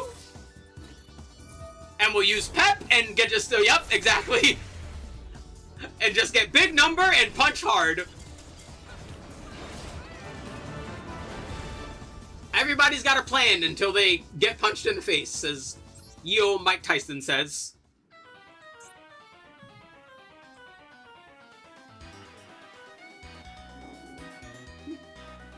God, it's been a while since last time I played Dragon Quest Monsters actually was, I played the remake of Dragon Quest Monsters 1 for the 3DS. Oh god, that was so fun. I love Dragon Quest Monsters. Alright. Up next, we've got a battle against worms. Willow says they're currently cooking on one more, but if they don't get it, that's fine.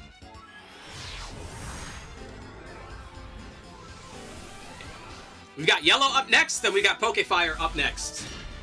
I fear mine aren't that good. You'd be surprised. Not that good is still a potential learning experience. Because honestly, that's one of the other major reasons I save my own replays. Not just because, like, I won. It's mostly just, hey, here's this interaction that I think is interesting or neat or you should probably pay attention to for next time. An easy example of the ones we went over so far is when Mud Dragon hit the board. And then they never changed their type effectiveness to wind. They never changed to wind, which would have stopped the Speedroids. Right, that's an important thing that is, like, you need to... That helps, like, improve, right? That's why I like the fact that Master Duel has replays.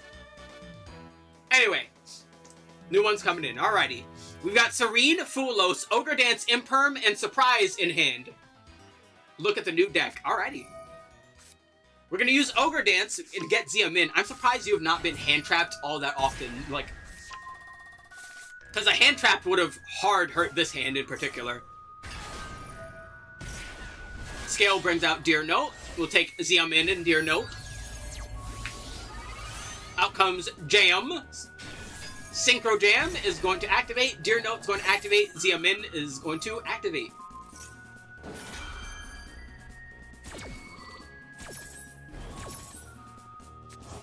Zia Min hits the board. Wheeler is in hand.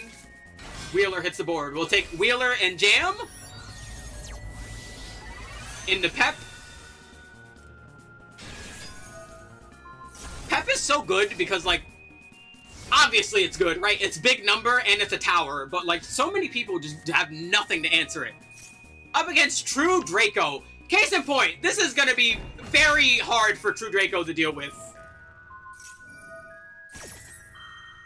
We're going to surprise. We're going to retaliate the surprise with Dynamite, but that's why Imperm is on the board. So, Dynamite gets Impermed. Whatever is in that column there is gone. Jam is now going to summon itself. Like, doing it in that order because it can't hand trap the first two. Yeah, sequencing is another, like, major thing when it comes to, like, playing certain decks. Rivalry of Warlords. We're going to choose Sea Serpent. They're going to pop, but now we're back on Psychic. They're going to Solemn Strike Zia Min. They're going to lose some life points here, which is going to be actually rather impactful. We're going to Jam. They're going to activate Ignis. Ignis is going to bring out Heritage. That's fine. Jam hits the board. The Monarch's Erupts hits the board. Alright, Foxy Toon is going to banish itself. We're going to bring out Madame. We're going to take some damage here.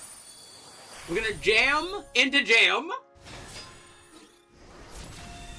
Going to get rid of Ignis using that. Unfortunately, Erupt is still on the board, but their board is empty. They now need a monster, and they don't play that many. Looks like they weren't going to get any. Ooh.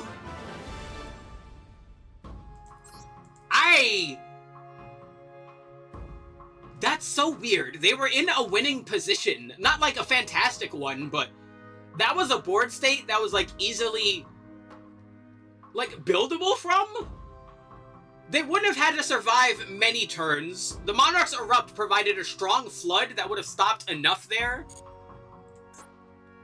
It's kind of weird that they just decided to scoop there. Huh. I don't know. I'm very much a never surrender kind of person to begin with, but I find it very odd that they surrendered there when they were in a good position. Erupt would have gone away. That is correct. They did not have any more tributed monsters. I suppose they thought a bit farther. I don't know. I think I would have played it out. Alrighty, and we've got one more from Willow.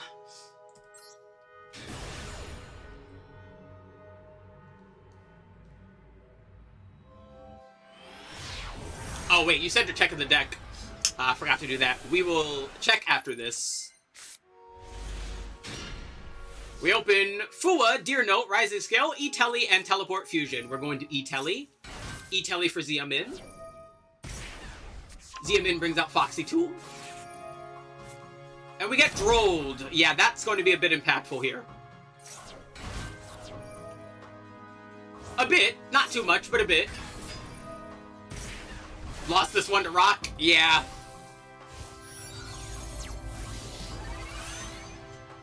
Out comes Jam. We're going to jam Xiamin. Xiamin targeting Rising Scale. We're going to Deer Note. Deer Note is going to bring back Xiamin.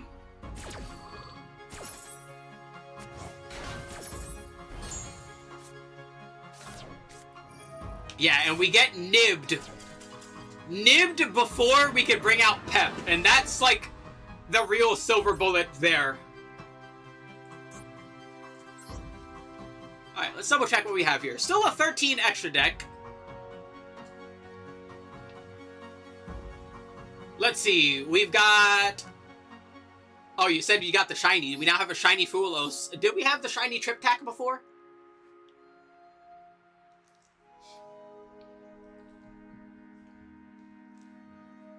Also, hold on. It is like getting hotter in my room. I am actually going to turn my fan speed up.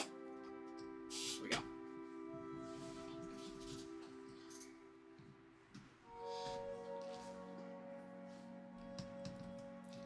Let's see. Triple Serene. We're on Double Ghost Ogre. We've got Wheeler and, I always forget his name. Tracker. Yeah. Yay! I love the song.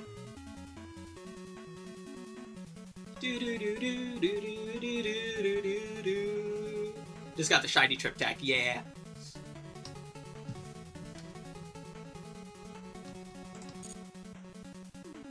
Shiny Trip Tack is very shiny. Alrighty. Up next, we got Yellow, and I don't need to worry about rated from 1 to 10. What, the shiny? I don't know. I'm not someone that particularly cares if the cards are shiny or not. I'm a very, like, objective kind of person when it comes to, like, you know, having the cards I want. Like, I don't really have a preference for if they're shiny or not. If they are, yay. If not, I don't really care, you know? If Yu-Gi-Oh! Ever does something like Pokemon, where they have, like, alternate artworks more often, then I might care a little more. Because I think the way Pokemon does it is very nice. The deck in general is neat. I think you need, like... What could you put in your extra deck that would help? Because we're on 13, right? And there's 2 slots. Are we going to stick with the psychic theming, or do we add more? And if we are going to add more, what else do we want to add? Yeah, just put it in chat, Shion. That's fine. Yeah, just write in chat. Alright.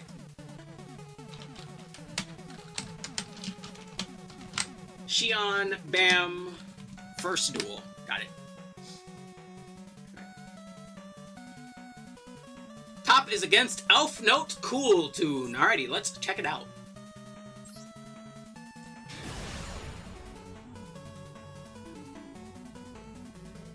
I feel like I'm lagging behind all these amazing flashy decks and then me. Hey, again, by all means, you post your replays and we can talk it out and explain with. Let's see. If we're sticking with Psychic, I'm not sure what else there is to add. I can think of a lot of non-Psychic stuff to add that would be handy, because, like, the numbers are very convenient for that. Boop. Alright. Mark that down. There's Safi. Alright. Alrighty, our good friend Yellow has opened Nib, Kepler, Griffin, the Queen, and Count Surveyor. Only non-psychic you're gonna play is the Penguin. Favorite Yu-Gi-Oh deck? Centurion, and Centurion piles in general. Other than Centurion, anything that, like, synchros or involves dragons, generally. I'm not Rainbow Dragonite for no reason. This guy doesn't know how to deal with DD. I'm gonna be real, most people don't know how to deal with DD. I was mentioning it earlier, right? Like, Yu-Gi-Oh has so many decks where, like, the better of a specialist you are, it is, like, really, really hard. Because, like, it's not something you run into often enough where you're familiar enough with the counters, and that's the tricky part. Rika is neat. Alright, we'll take the Power Patron and Regina into Strelitzia. Strelitzia hits the board, Regina is going to activate, Power Patron is going to activate. We're adding Fortuna to hand. Regina comes back to hand. My deck from Craigslist. We're gonna nib. Strelitzia gone. Token in the middle. Smart. That's fine. Out comes Rico. Rico into Rotary. They got the Juke Joint in hand already. Cool stream, by the way. Thanks. Out comes Mix. Mix grabs Q.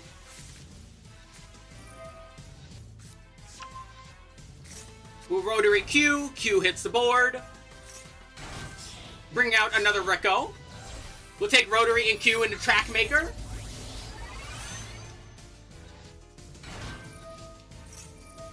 Trackmaker proc, Rotary proc, Q proc. Alrighty, let's see what they banish. Contract, Ash Blossom. Get rid of Contract. Sensible enough, I suppose. Leaving the Ash Blossom on top. Not a bad idea. We get Clipped to hand. We'll take Rico and Mix. Out comes Record Scratch.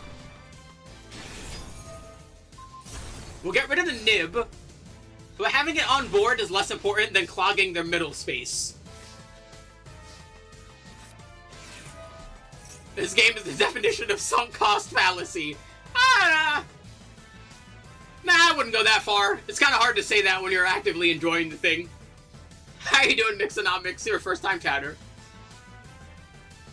I found this deck from the Yu-Gi-Oh! Black Market. Alright, the Queen hits the scale. Oh god, ah! Just got started with YouTube today. Yay! Alrighty. Ah! I swear, if Nibiru comes in here asking for a loan, I'm going to highlight the amount of water that's been thrown at me today. We're going to contract the Queen, and they're going to Ash Blossom.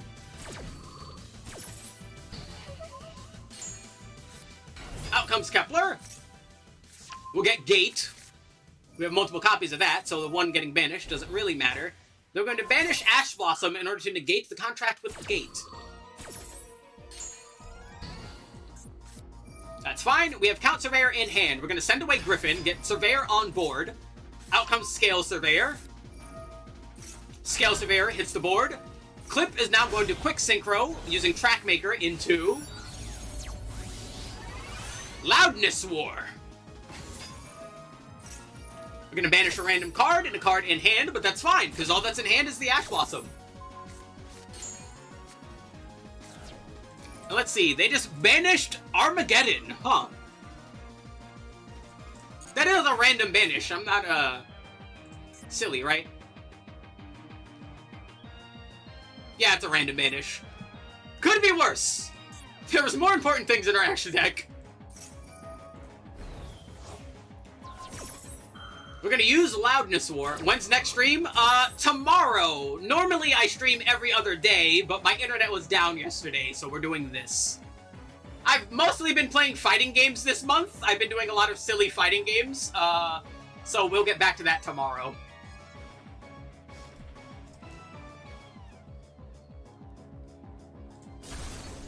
Scale Surveyor gets destroyed, but it was just sent, so we get to return the Queen to hand. Out comes Gilgamesh. They're going to KT Synchro. Same for me, except for 3 days to the holiday. Fair enough.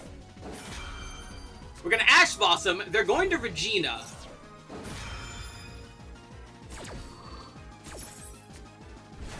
Regina hits the board.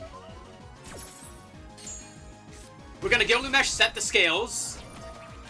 We're going to use Griffin. We're going to use Queen. We're going to Pendulum Summon. Is the demon game going to be a stretch game? Maybe. Yeah, as long as it's not Alfred. Out comes Zeus. Oblivion King is going to return Griffin to the board. We're going to get Copernicus.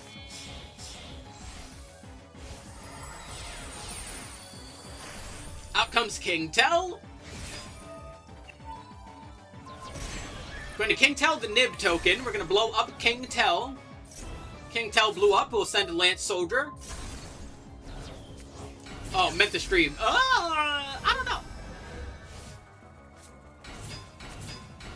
Probably not. Maybe. I don't know. Let's see. Time for some modulations here. Because, yeah, we do want to do a little bit of synchro summoning. Not too much, but enough.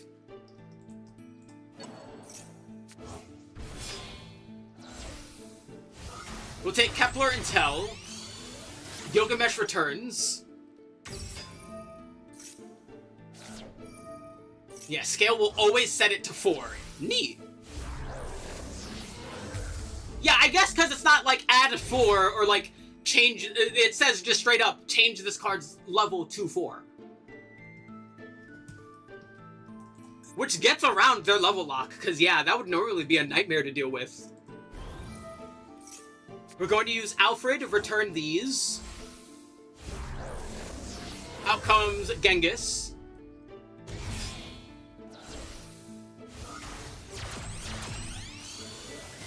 Into another Gilgamesh. So many Gilgamesh. Genghis is going to bring back Tell. Into High Caesar. And now out comes out Arc Crisis. We get a Mass Negate. We get to return our contracts. We get piercing damage.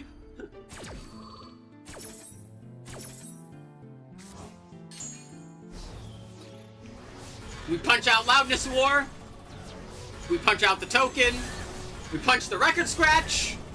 We punch Regina.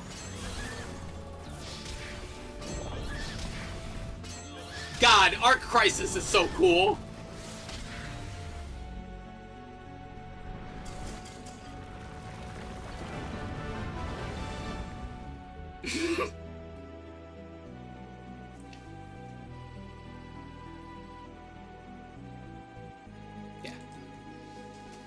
Yeah, like I mentioned before, I will say it again. Again, deck specializing is like so strong.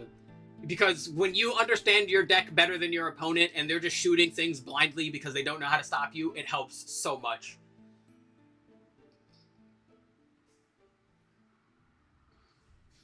I don't think I could ever be a specialist. I like too many various things in order to do that in a game like Yu-Gi-Oh! Unfortunately, as much as I love things like Centurion or Synchro and Dragon things. I like the variety that Yu-Gi-Oh! Has.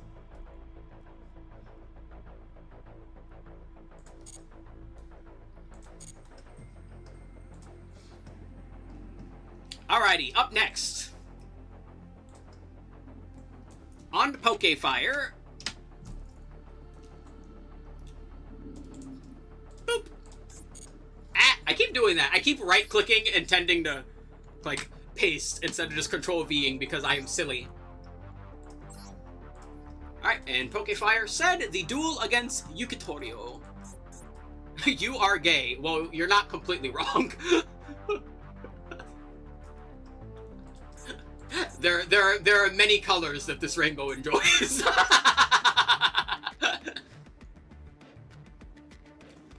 Alrighty, it looks like we have Hecka Hands up against Trap Tricks. Let's see how this plays out.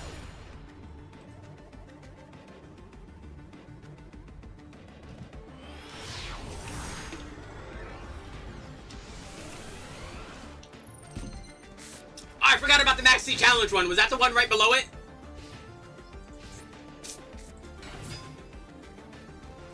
Alrighty, let's see. There goes Adamancipator Analyzer. That's interesting. Using Adamancipator for 4s in order to get to the XCs. Huh.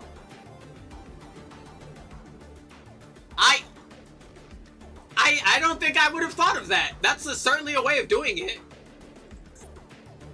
Let's see. We open Double Droll, Spirit Sculptor, Hecka Hands Gygus, and the Hidden Hecka Hands. We're going to use Trap Tantalizing Tune. We're going to get Drolled here. It's not the worst thing, though. They can set some from deck. Not all, though.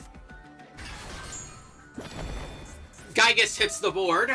We're playing Mother 2 now. Flip, flip, flip. Our opponent is playing a large count here. We're just going to set Void and call it there. Ipthel is in our hands. We're going to use Gygus. Reveal, reveal, reveal. We'll take Vesiculo into Jazua. Or Jazuza, that.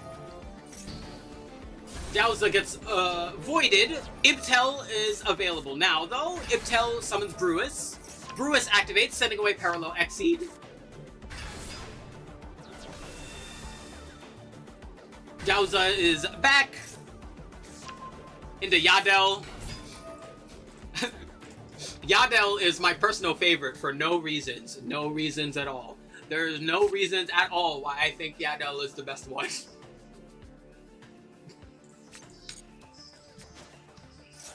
Spirit Sculptor is going to bring out Mancubel. Mancubel is going to use itself, Jazua, and Yadel into Xeno. Hey, it's Nibiru. Hi, Nibiru. We were just talking about you. We're going to take Sarah. We're going to send Sarah to get Godos. There goes the bait. We're going to banish Hecka Hands. I think that was Pudica that got sent? No, Mantis. This is pretty good. We're going to attack with Godos. We're going to attack with Xeno. No, no loan. Listen, if a new viewer can throw water at me 3 times, we're not giving you a loan. No loans. Vesiculo will banish itself in order to set down the... Ah! See, she's flexing on you. Ah!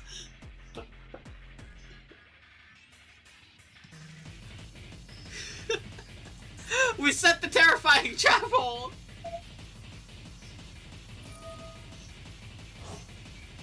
We're gonna banish that. We're gonna turn Vesiculo. Oh god! Ah!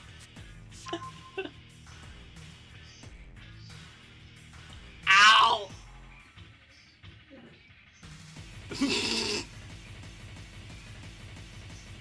See, it's not that hard.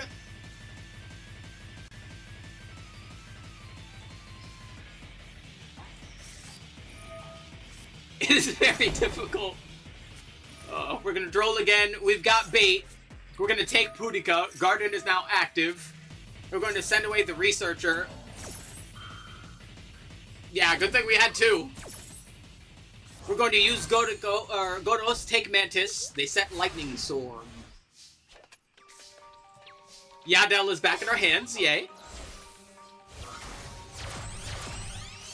We'll take these 2 and make IP with it. Terrifying trap hole into Xeno, unfortunately, but Xeno is now going to... Mancubel comes back to hand. Yadel is going to activate. We'll get the hidden Hecka Hands back.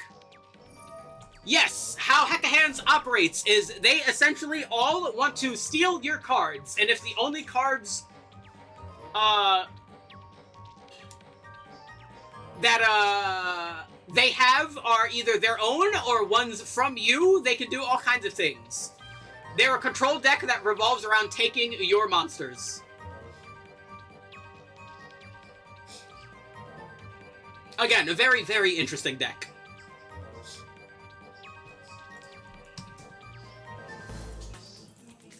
So let's see. We get Ibsel to hand. Does it work on face down cards? Does it work on face down cards? I actually don't know. Let's see. I'm not too familiar with all their cards. Let's see. Godos is engraved, so that doesn't work. Ibtel grabs the thingies. Dandalos in the extra deck does. Okay, neat. That's this one. Yeah. Yeah, because that's any card your opponent controls. It doesn't say face up or face down. It doesn't say like target face up card. It just says target card. So yeah, Dandalos can target face downs. Yeah.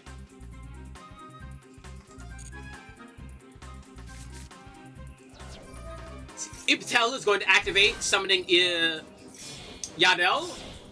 We're going to mass fusion summon once more. Xeno is back. Yadel is going to reset Hidden Hecahens.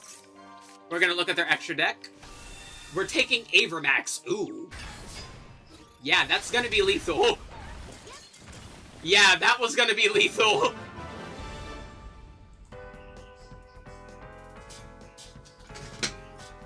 Yeah, Trap Tricks, interestingly, despite the name... Also, hold on.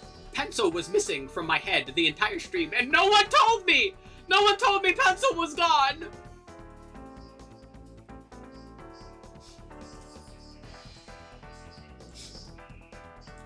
I didn't know.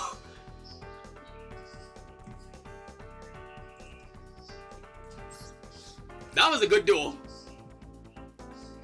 Yeah, was not too familiar with how, like, that's like an example. Like, a deck like Trap Tricks is surprisingly more monster-focused than one would think.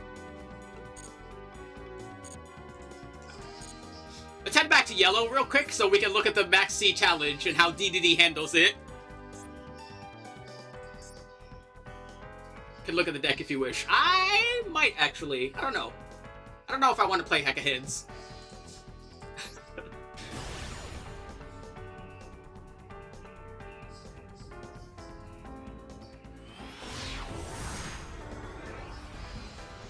They need to run more disruptions. Yeah.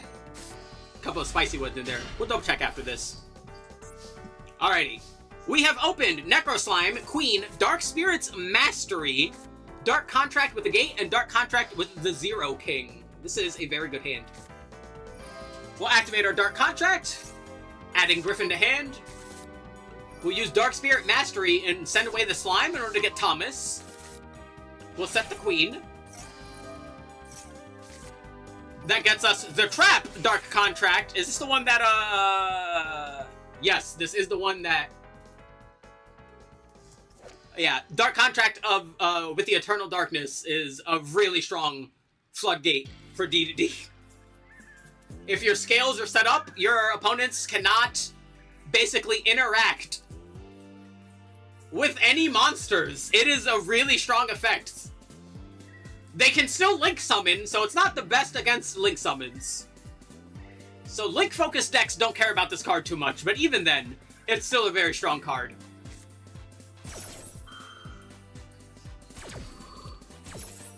Alright, we get Fuwood.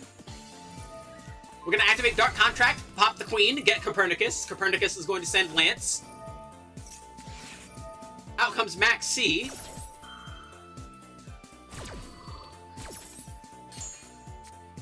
Griffin hits the board. We'll take Griffin and Copernicus. Out comes Solomon. Solomon will activate. Solomon gets Ash. It's not the end of the world.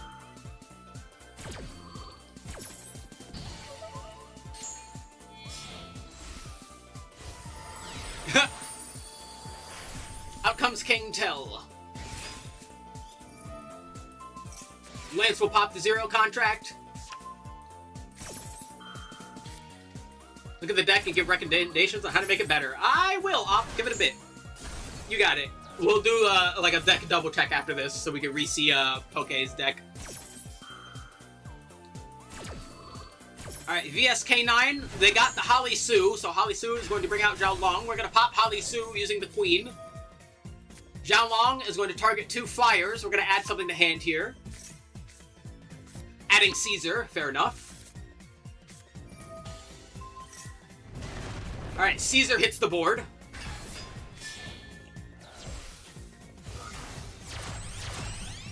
That's fine. Go into Gilgamesh.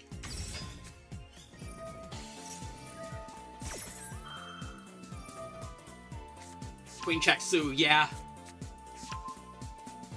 We're gonna reveal 3, get a pop. Did you know VSK9 was the best deck in the format? I sure did. Yeah, it's a deck with a lot of moving pieces. I say that a lot, but what I mean by that is that, like, there's so many different ways that the deck can play out depending on what you open with. There's obvious, like, most decks have, like, an ideal game plan that they want to follow. But certain ones, the way they flow, just... It makes it very... Vanquish K9 is one of those. It's like... Because when it came out in Master Duel, it wasn't that highly rated because people weren't used to it. Because it's not an easy deck to use.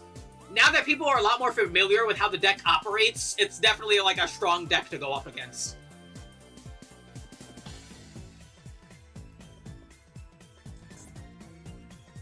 Yeah, if I tried the Maxi challenge and my opponent was on Exodia, I would be sad.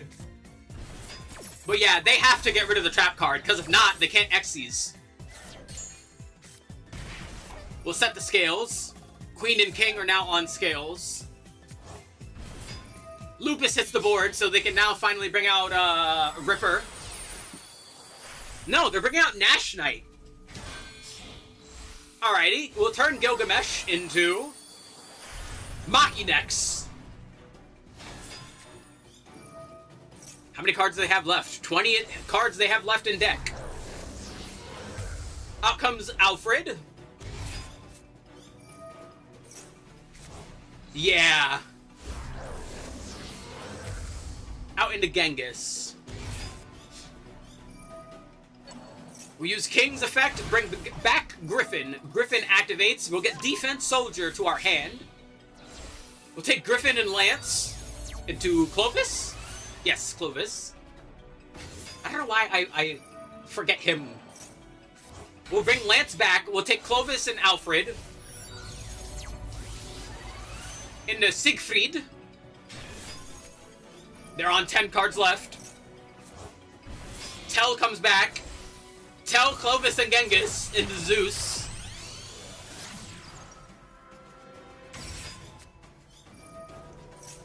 Tell, send Vice Typhon.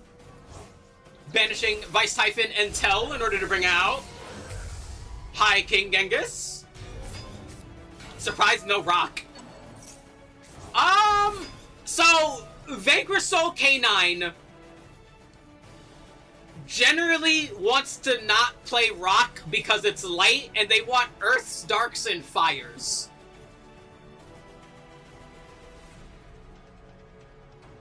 It is very it's not the worst option depending on how you're building, but yeah, they generally want as many of the elements they want in hand as possible to use their effects. We'll pop Genghis, Defense Soldier procs, summoning King from scale.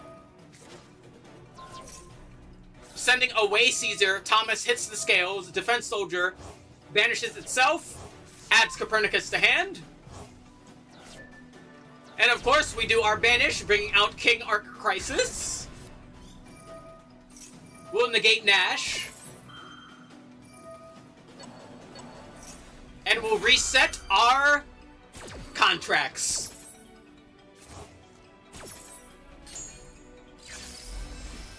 And now we pend summon. And that's it. Because they cannot draw anymore.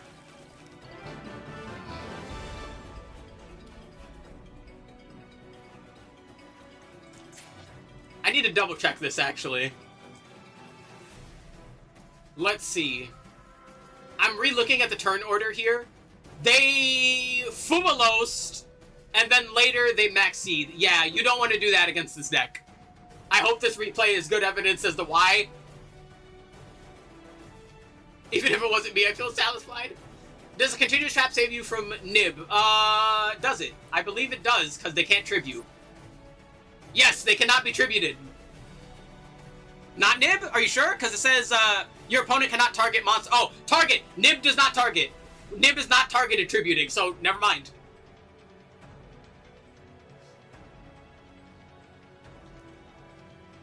So no, it does not protect against Nib. Oh, and only 4 summons. It is technically a special summon that tributes and not a tribute summon, so that does make sense. Welcome to Yu-Gi-Oh! Kaijus and golems. Yeah, it would stop those. Because those... What? Wait, do those... I'm trying to think. Do those say special summon by tributing? Yeah, they say special summon by... It would stop, Ball. It would stop, Raw Sphere Mode. Because Raw Sphere Mode tributes using 3. So you can get Kaiju and Golem, but you can't get Sphere Mode. Which is ironic, because you would... otherwise, you would prefer Sphere Mode because it gets rid of the most monsters.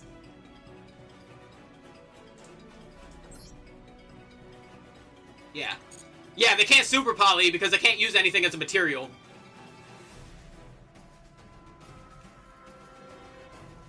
Alrighty, and real quick, we'll check Op, because Op said check the deck. And what could we change?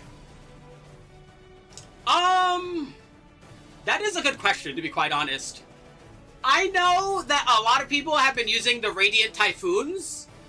The Radiant Typhoons don't extra deck lock you. They're all wind. They have very good numbers for synchroing. And they can bait out a lot of negation before getting to your synchro climbing. So mixing a couple of the Radiant Typhoons... Plus, an MST is never bad to have, you know what I mean? Radiant Typhoons are never a bad idea to add to this. Otherwise, you got the double dragons in there. I like running 3 myself. I love this card so much. But, yeah. Sheenas are in there, which are good. I don't think you can maybe try out Kashtiras, because Kashtiras also bait out Disruption. That's the main thing I would say, right? If you're gonna mix Speedroid with anything, it's to bait out the negations and the disruptions before getting to the important parts of your combo. And I feel like whether it's Radiant Typhoon or whether it's Kashtira, both are honestly, like, decent enough options.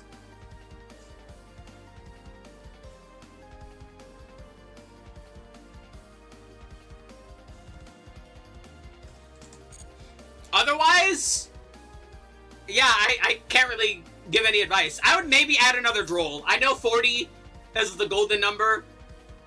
Don't be afraid to go just a smidge over 40. Like 42, 43 is fine. Sometimes even 45. Just understand, like, why you're using what you're using and why you want to have certain numbers of certain things, you know? Like, you're running max copies of all your starters. Like, bumping up the card count a little bit is not going to be the end of the world, you know?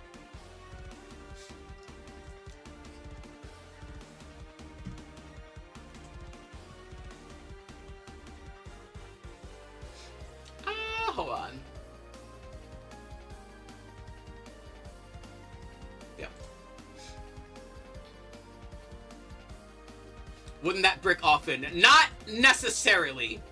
When it comes to card count, you gotta remember, like, there's an ideal number, but that ideal number doesn't get impacted too much by one-ofs. Like, the chances of you opening cards to do your combo is not going to be tremendously impacted until you go too high. But if you're using the kind of deck that doesn't mind having all that gas, like DD, then you could go even higher and it won't matter. Like, you don't need to be at 40. As a matter of fact, for virtually all of the decks I use, I'm not at 40. Like, let's just double check here. I think I'm at 40 for...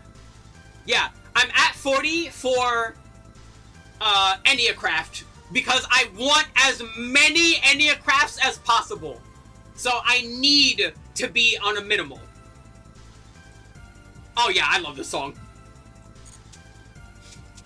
On my Radiant Typhoon deck, I'm on 45. Why am I on 45? Well, a lot of the Radiant Typhoon spell cards are starters. A lot of these cards are good for interruption. I'm on max copies of all my starters. I personally like running Triple Sheena, and I started using Fallen and the Virtuous, which I enjoy a lot. No joke, I was on 42 beforehand. I literally just added Fallen and the Virtuous and changed the extra deck. That's it.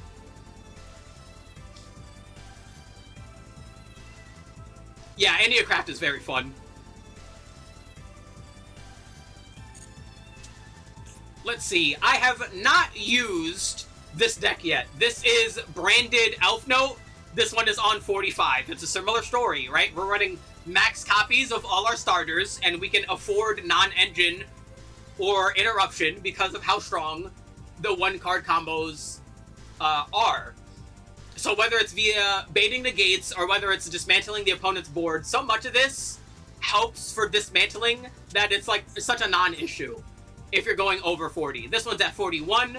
Most people have started to cut Horn from Draco Tail and branded Draco Tail mixes. I like Horn. I'm using Horn. Honestly, I should probably add Droll. Most Draco Tail decks want to be like very monster heavy. I will consider it, to be quite honest, because Droll is very strong. Let's see, for my Dragon Maid deck, I'm running straight 40 here. The reason I'm not going above in this instance is because of how fragile the one-card combo is, because the one-card combo starts from a normal summon, and that makes it really hard to do anything if that gets stopped. Like, there's not much to afford if we get injured here. Made Enneacraft yesterday? Oh, don't worry, all of my replays are Enneacraft replays, so we'll talk about it. Let's see, on Plant Synchro, this is, yeah, Plant Synchro Elf Note, I'm running 50. Again, same thing, the one-card combos are so strong that I don't need to worry about going over.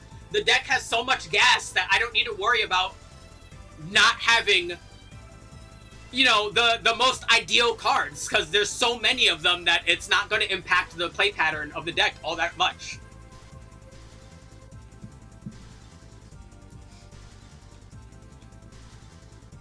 Yeah, starter to deck size ratio, exactly. Jesse Perez has a couple of good videos on that, talking about when not to just go 40, well, 40... It just depends on the deck. It depends on the deck. It depends on what you're building. It depends on how strong your things are. Bye, Sunshine! Ah! I'm interested in this. Thanks for being interested. Yeah. Let's see. Yeah, there's, of course, pile decks that are just 60 card, all gas, no breaks. Here I have, like, Elf Note Centurion.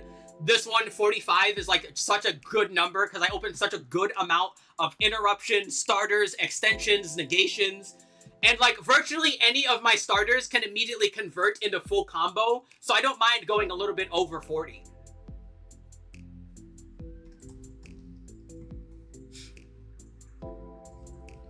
It truly does just basically depend on the deck you're using. Let's see, what about something that's like a little...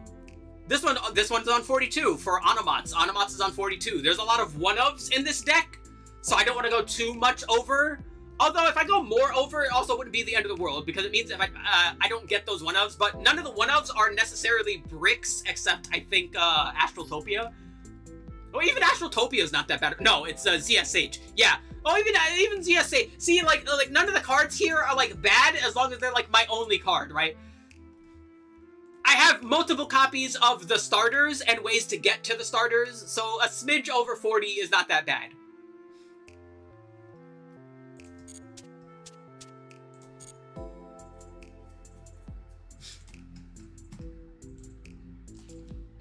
Alrighty, up next is Xian. Wrong baton. There we go. Boop. Alright, and Xian said the very first replay. Let's check it out. We're in the qualifiers, we're in the blind here. We're going first. Let's see what happens. Yeah, the bricks are discard fodder, they let you send other cards, they let you, like, there's a very weird misconception. Ooh, Rose Dragons! I love you already, Shion. Alrighty, we are on Rose Dragons. Yeah, there's this weird misconception that like every card in your deck has to do something all the time. It doesn't. It really doesn't. Like, you need to just understand the cost effectiveness of using the particular card in your deck. That's it. Like, not every card in your deck needs to be all gas, no brakes, do something, do something, do something.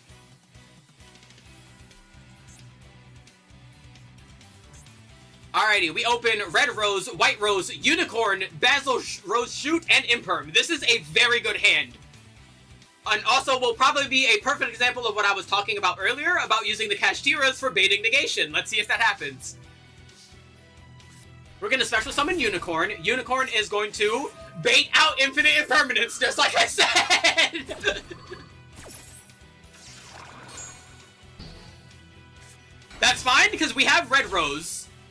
We'll use Red Rose, and by using that, we'll immediately bring out Baron.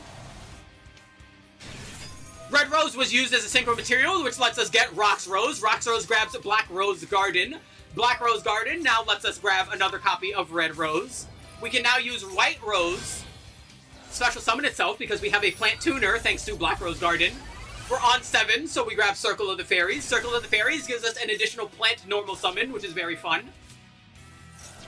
We'll send Vengeful Rose Witch, lets us bring out Twilight. Twilight will now level modulate Rose Witch, decreasing her level into 6 to bring out Rage Rose Witch.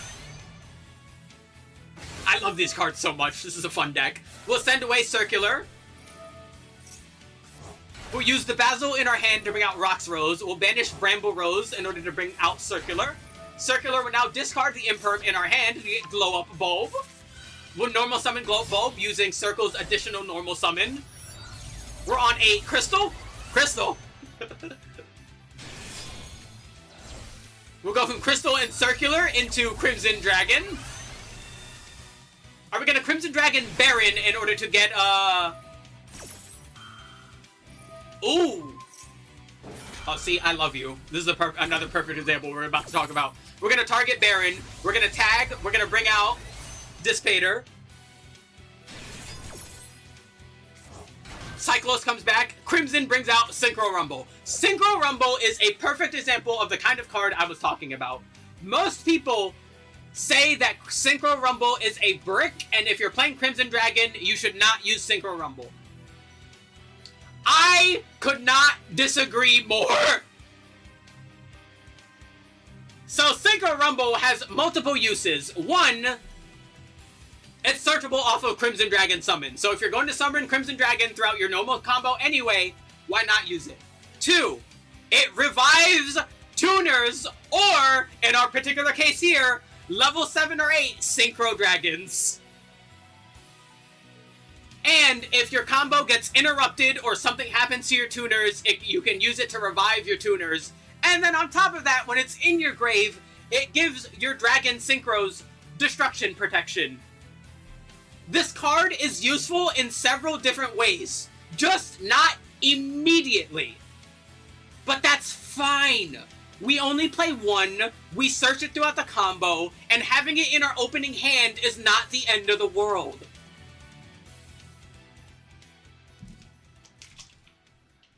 There's a weird, like, misconception that, like, building for, like, optimal build means ignoring the edge cases that happen that all of a sudden just completely turn the tide of a duel. And this card is a perfect example. If I'm using Synchro Dragon, I'm using this card. Or Crimson Dragon, I'm using this card. Always. Always, always, always, always, always. This card is insanely useful, insanely versatile. And even if it just baits out a negation, that could be the deciding factor. And I've had too many duels where it was the deciding factor to not want to use it.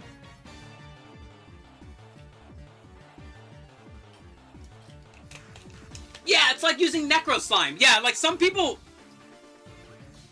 misconstrue it, like a card like this as a win more card. I don't agree. I don't agree one bit.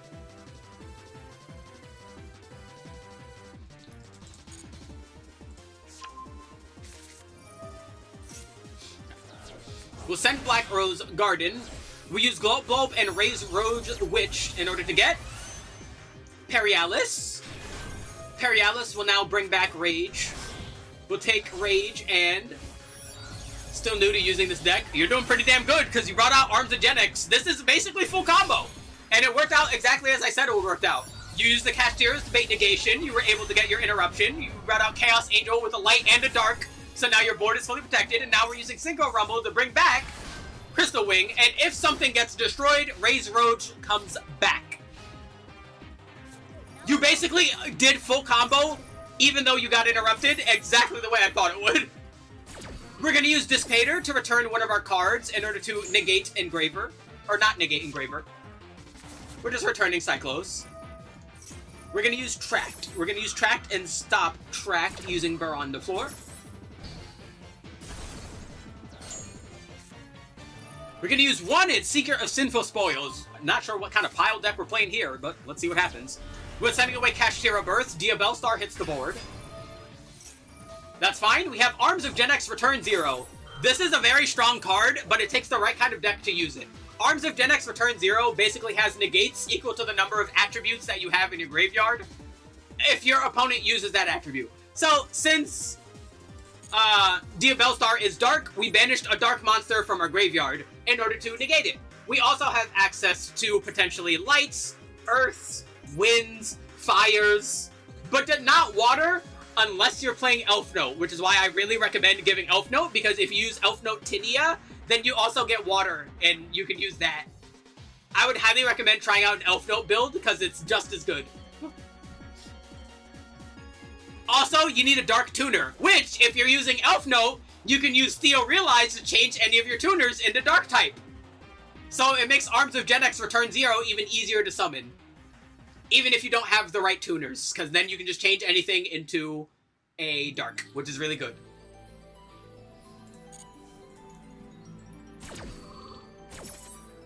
So, we negate Diabellstar.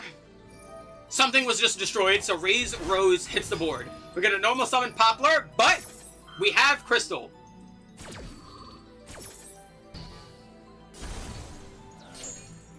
That was the normal summon. We're going to place Poplar in the Spell Trap Zone, but that was everything they had there.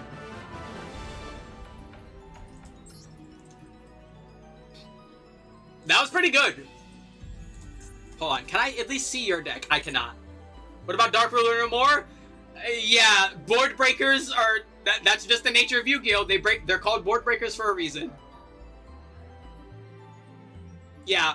The good news is, Rose Dragon has a decent amount of recursion, especially if you're playing the Elf Note version, or perhaps playing a Centurion build. Pure is definitely the most vulnerable to disruption and board breaking like that. But that's what other engines are for.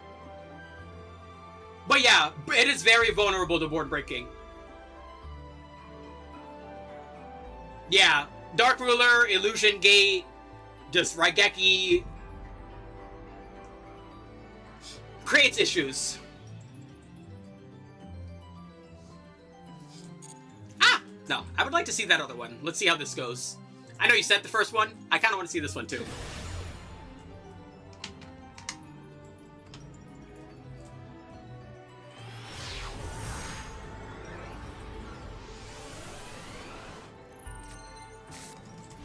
Alrighty, we are on K9 Mitsurugi. We open Fuwa Joko Noroi. I always forget this one. Murakumo and Habakiri. Let's see how this plays out. Up against Cool Tune. We summon Q. We're going to use Fuwalos. No Ash Blossom in hand. That's pretty good. Rotary hits the board. We get pre-prep. We're going to Synchro Overtake in order to get Clip.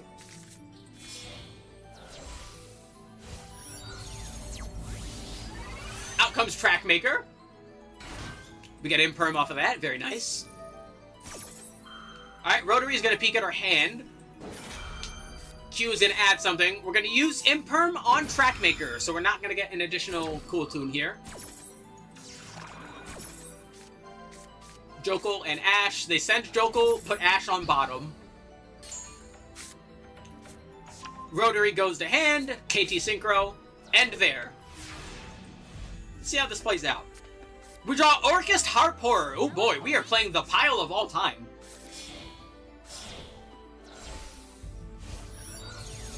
Hi, Willow. He's back. All right, they're going straight into Zalin using KT Synchro. Fair enough, I suppose. We're going to pre-prep. Out comes the mirror. And we get Futsu. We get Drolled. Not the end of the world, but not ideal either. We're going to use Noroi and Jokul. Going straight into Jax. They're going to use Valor on Jax.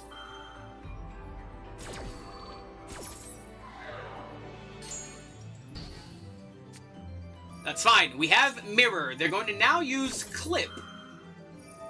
And Zaylin. They're going to Zaylin the Mirror.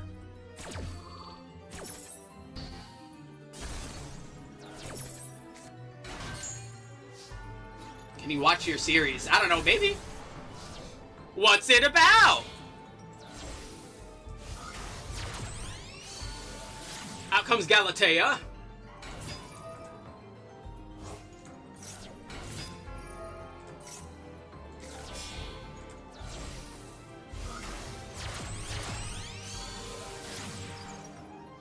Let's see. Beyblade Champions. Oh, I forgot that was a game. Oh, someone is working on a, someone's actually working on, like, essentially, like, a fan version of Beyblade. I don't know how much in development it is, but it seemed neat, because those games were pretty neat. Alright. Send away the wand. The wand does wand things. Orcus Nightmare has hit the board. Ghost Bell and Haunted Mansion on Galatea I. Once again, not ideal, but also not awful. Into Elilu Girsu. We'll return the wand to our hand, and we'll take Zaylin. Now this is going to be a bit rough. It's going to be rough, yeah.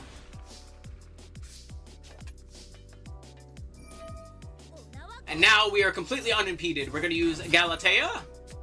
Galatea will send the wand. We get Orchestrated Babble. Out comes Mitsu Ritual. Sending away Aramasa and Kasanagi. Out comes Habakiri, as all roads go. Kusanagi and Aramasa activate now. We still need just a little bit more damage. That's the only part we're missing here.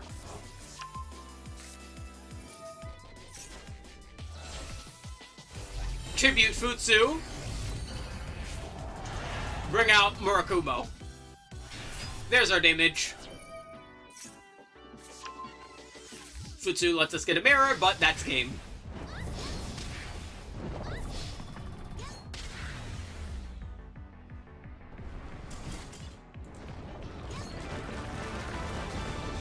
Alright. Not bad. Alrighty, up next we've got Safi. Boop.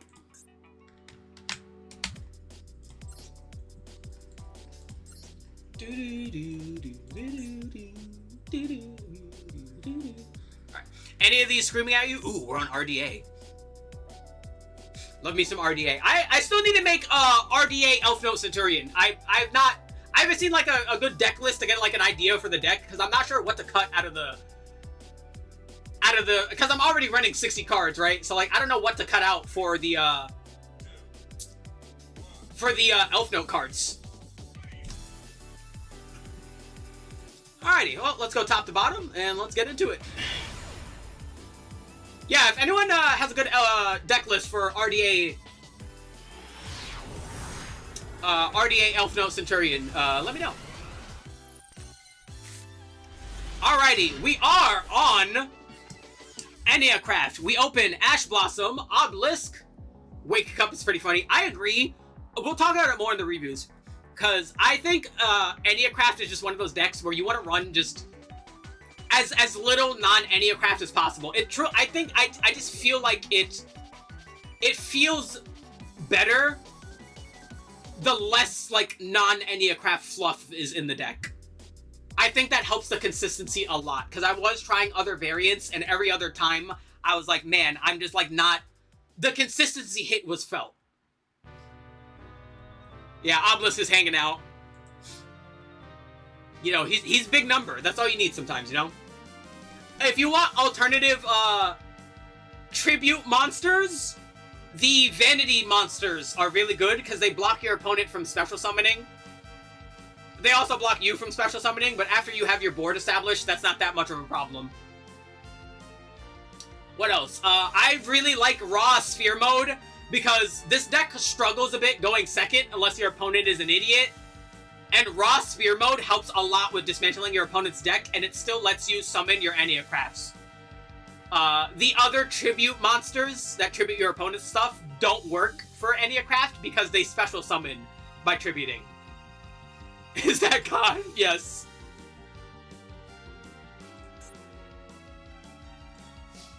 Alright, check it out. We're gonna set yellow. We're gonna proc yellow. 1, 2, 3. We already have different colors in our hand, so we, in fact, do not really need to grab anything else yet, so fair enough. We're gonna set blue. We're gonna use blue. 1, 2, 3. Alright, we got Pixie out of that. I would highly recommend getting into the habit of cycling through all of your ones as often as you can, because it declogs your deck, and it makes it so that when you're actually searching for the things you want, you can just triple search like all Pixea, triple search all Whale, triple search all Leon, so on and so forth. You want to cycle through your ones. You want to get through all of them, basically, because it declogs your deck for the future. We're going to use Pixea. We're going to set Obelisk. We're going to use Enneopolis. We're going to set green. We're going to use green, probably grab red. Not grabbing red. Yeah. That's fine. We'll set yellow. We'll set blue. And we'll set tail. Also, you kind of like fix this in the middle of the combo, but always try to use the same Enneacraft that you use in order to summon all the things face down. That way it's less revealing about what's on the board. So, I noticed you did that in the middle of that, like you used all yellow for the rest of them. Remember to just like make that the habit. Good job though, because you did recognize that in the middle of it. Information control is like a really strong thing when you're using a lot of different decks, so controlling the information that your opponent has access to is very important. That's why Cool Tune is as strong as it is, because Cool Tune can use the information that they gain from the extra deck rip and the hand peek and the top deck in order to properly build their board around what the hell you're possibly playing. That's why it's that's why it's the best deck right now. Information is very valuable. Granted, information is also only as valuable as the player who is using it. Some people just don't do well with information and don't know how to actually properly facilitate the game plan after learning what they have. I should know. I also play MOBAs, and some people just don't listen to pings. You can only help them so much, you know? Aluber the Boober of Duber has been summoned. We're going to Ash Blossom Aluber the Boober of Duber.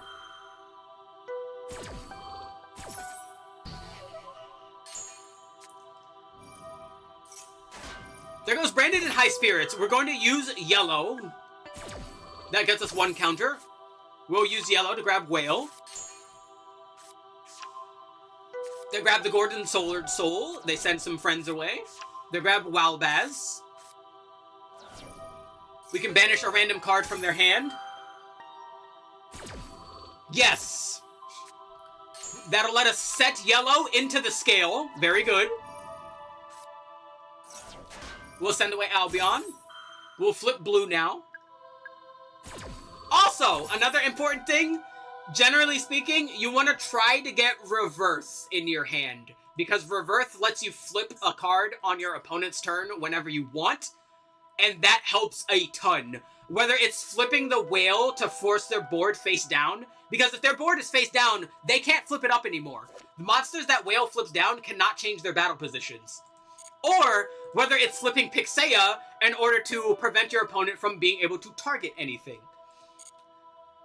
So yeah, that's the goal. You want to cycle as many of your level 1s as possible.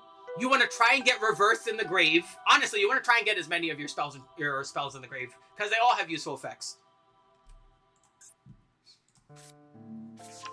We grab Spia with that. Spider is in our hand. Blue is activating. They're going to use Walbaz and special summon Ecclesia, but we just did get a blue on board, so they can't tribute summon, but that's fine. They're going to use that and go into Dark Dragon. Yup. Dark Dragon is going to banish itself, getting Quem. Quem is going to send away Kit. Dude, I swear, Kit's hatred of the sprites needs to be studied. She's just using Sprite Blue as a battery right now. Do you guys realize that's what's going on in this artwork? That's exactly what's happening in this artwork. The Sprite Blue is in there. She's using them as batteries. There is immense malice being masked by the jovial face.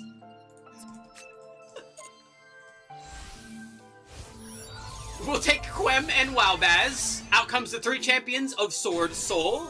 It will now add Blazing Cartesia to our hand. Cartesia is now going to activate, summoning to the board. We're going to destroy blue. And we're going to attack. I would not have done that. Also, there's Obelisk. Hi, Obelisk!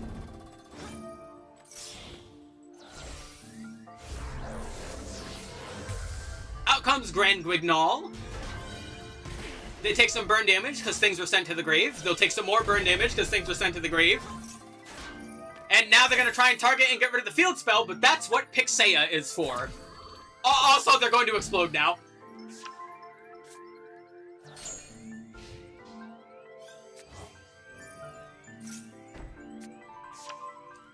Yeah, they woke up God. Bye-bye!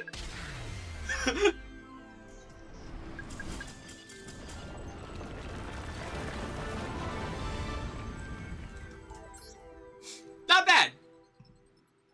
I will check out the rest of these qualifier duels. I have a feeling these will be the ones that will help elucidate some play patterns here. Oh, actually, matter of fact, give me a quick moment. Let me go use the bathroom, actually. It has been quite a while.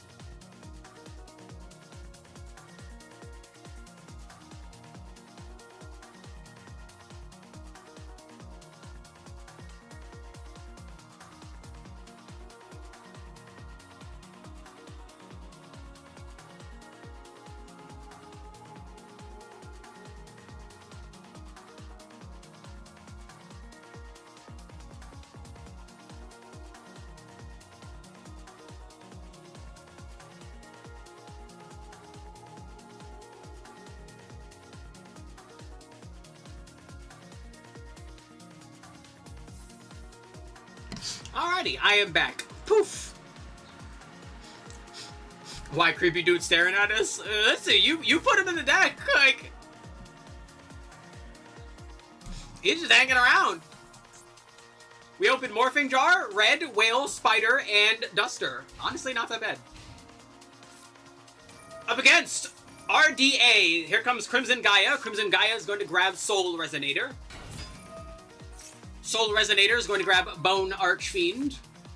Bone Archfiend is going to special summon itself for sending away another copy of Crimson Gaia. Targeting itself, changing its level to 3 to go into Red Rising.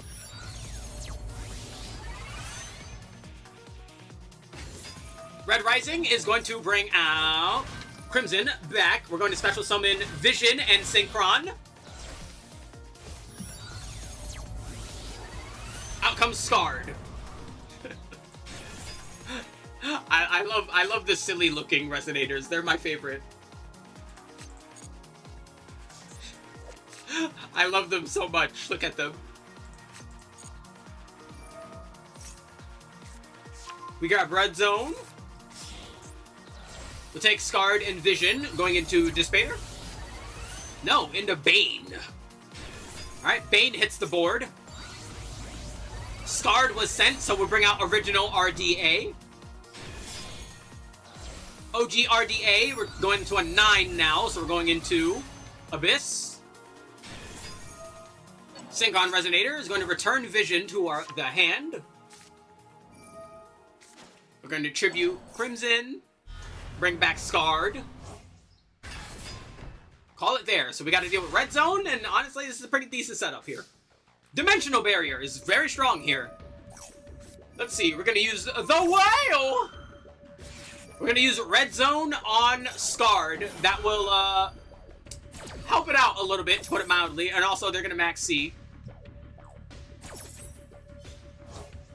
Soul Res Vanish. Marl hits the board. We're going to set Red.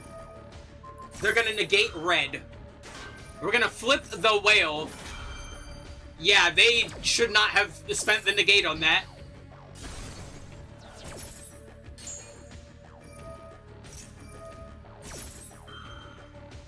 And they're summoning the OG. Dude, some... Flip, flip, flip. Some people just have a really bad... Again, I think a lot of people just end up playing on autopilot without thinking. The Whale will flip all the monsters afterwards. Do not... And you're just clogging your board space afterwards if you summon anything else. There will just be more things on your board that you cannot do anything about. Unless you're playing a fusion deck. Fusion monsters can still fusion summon even if the materials are face down. None of the other extra deck stuff can do that, so... Don't do that. Don't do that! We'll use Spia, set Morphing Jar. We'll use Red, but they're gonna Ash Blossom Red. Not ideal, but not the end of the world. We have Duster in hand, so let's sweep it away. And of course, we'll set Spia. They're on 26 cards right now. Yes, Link monsters cannot be Link summoned. The only monsters that can still be summoned from the extra deck if the materials are face down are fusion monsters. There was a clip going around recently, actually, that was like a really good example of this, where there was a branded player going up against a Blue Eyes player, and the branded player set Albaz face down and used that to summon Alba Lenidus. Alba Lenidus needs Fallen of Albaz and any number of dragons that are on the board from either side of the board. So by setting Albaz, you protect Albaz from all of the Blue Eye Synchros that are on the board, and you immediately get rid of all of them by fusion summoning it. Only fusion works that way. Don't ask me why, it's basically just because Konami said so, even though the whole point of a monster being face down is that the information that is present on the card is now unknown to the game and therefore cannot be used as a material. That's the logic behind every other extra deck thing. Except fusions. They just decided fusions get to do it. I don't know why.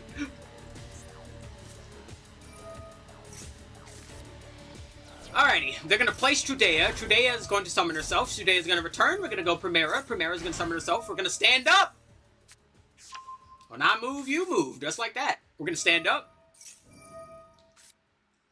Bone Archfiend is going to return that, but we're going to use Dimensional Barrier and call Synchro, which is going to hard stop their plays for the turn. They can at least use Lubellion.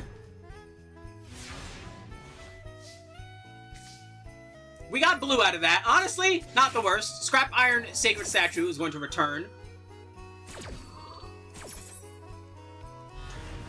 Alright, Scarred is back on the board. Something was just special summoned, so we're going to use Octree and Lubellion and bring out Ogzia. We're adding Phalanx to our hand. We'll set blue. They're going to summon Trudea now. I would not have done that. We'll flip Morphing Jar. That'll banish their hand, reset our hand. Honestly, not a bad check choice. We can use red now, but they did draw Ash Blossom from that.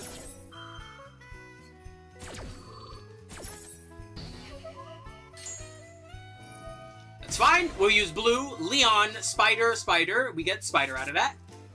We'll use Reset, setting the field spell. We'll use the field spell, return our scales. Tribute Summon Spider, set our scales using gray.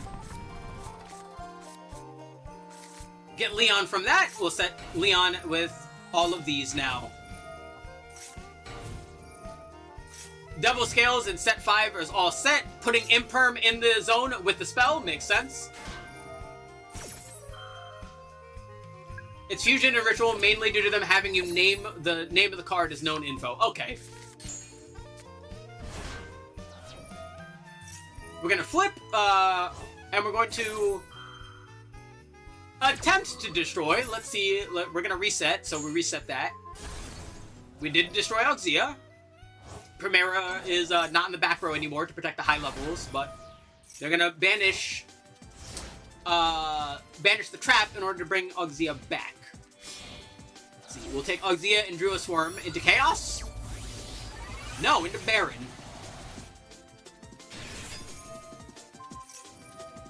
Druid Swarm targeting red now. That's fine. We have Imperm. We'll Imperm right here on Baron. That'll activate Scrap Iron Scarecrow.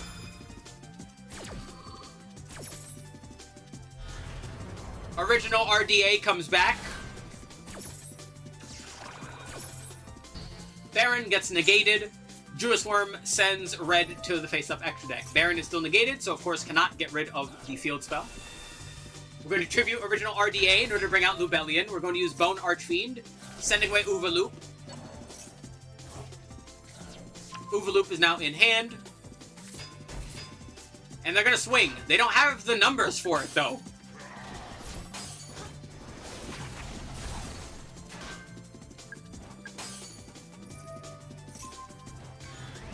Get to negate Lubellion. I think I would have negated Ogzia just so it couldn't reset a thing, but they tributed it anyway, so. Going into Crimson, we're going to do Crimson on Baron, bring out probably Dispater. We're summoning Octree.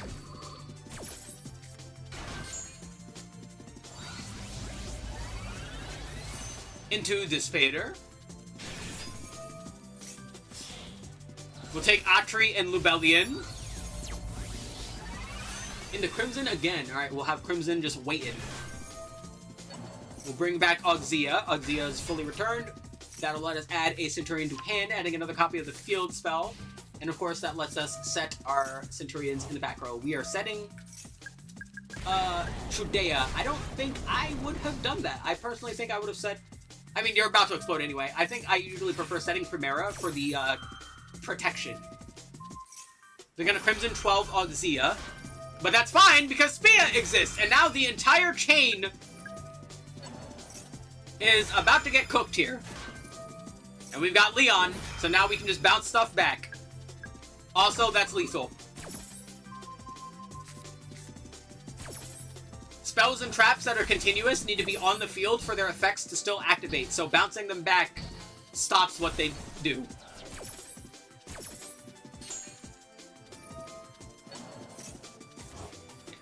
Yeah, that's lethal. You can just end here.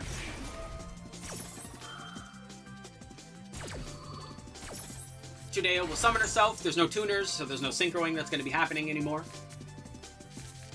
We get Tail from that. We get Drolled, which is normally a death sentence for this deck, but you already have everything you need in hand, including the counters.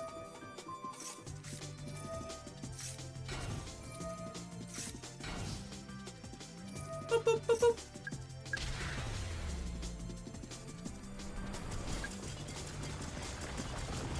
Not bad.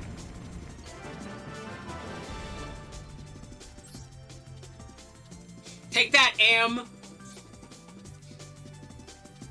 Alrighty, we got 2 more qualifier rooms, or qualifier duels. Let's check them out.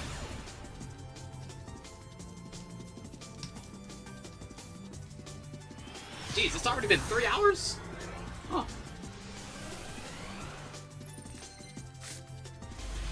Do it from the duel room, you can see the deck. Alrighty. Alright, we got Morphing Jar in hand. We've got yellow, blue, and double Pixea. Alright, we'll set blue, activate blue. Endiopolis, reset, reset. Got Endiopolis out of that. We'll set down yellow. We'll go Spia, Spia, Spia. We want our spider.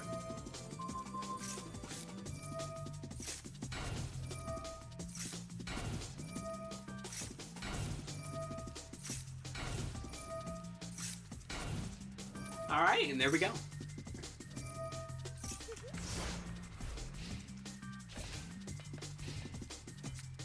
Lightning Storm. That's all spells and traps, which is unfortunate, but not the end of the world.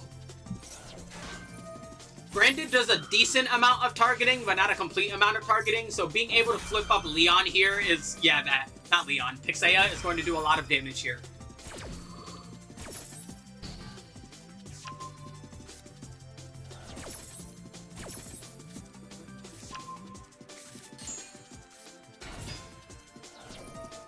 Yeah, Enneacraft is very fun. It's a very low floor, high ceiling, like, control deck. It's very, very fun.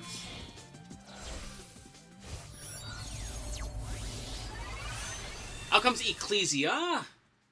See, the good thing about, Pixea, especially against Branded, is this deck is very vulnerable to back row disruption, which is pretty obvious.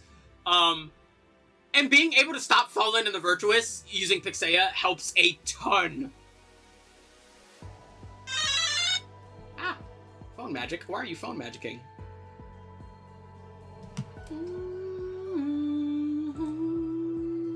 I should play more Rabbit and Steel on the channel.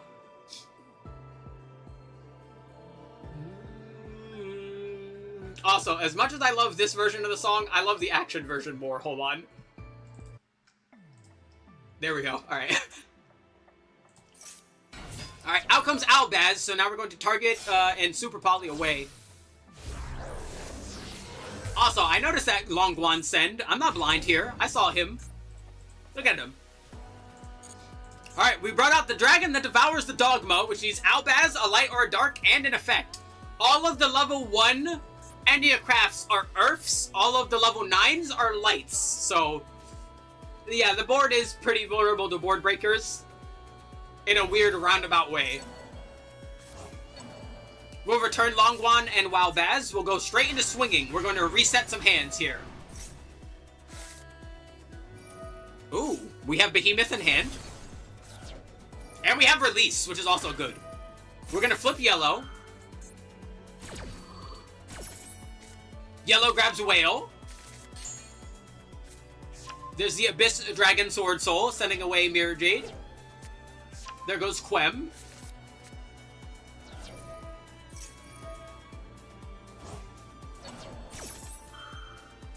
When they send for non-effects, passive effects require the knowledge to be fully known to be used. Okay.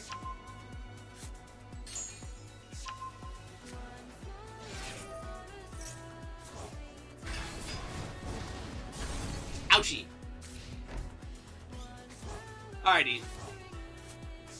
Lubellion goes back to hand. Alright, good news. We have Spia, so if they chain long enough, this'll kill. There goes Rindbrum, targeting Albaz.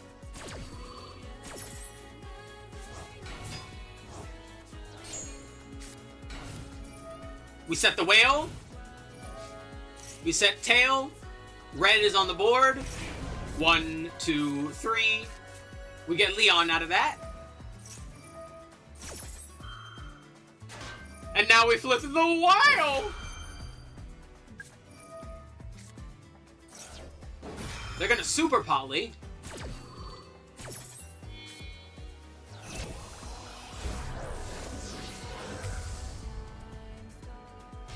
Out comes Titaniclad. The Whale Flip negates the Dragon of the Dark.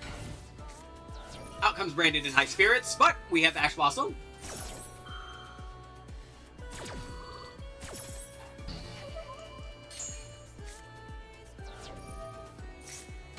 Set down another Spider. Set down Behemoth. That is a targeted banish.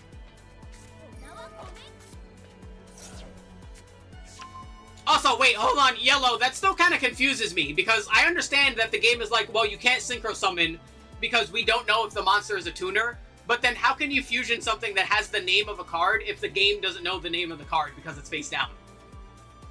Like, you know the name of the card because it's face down, because you can check your face down cards, but how does the game know that it's face down? Like, that's what that card is.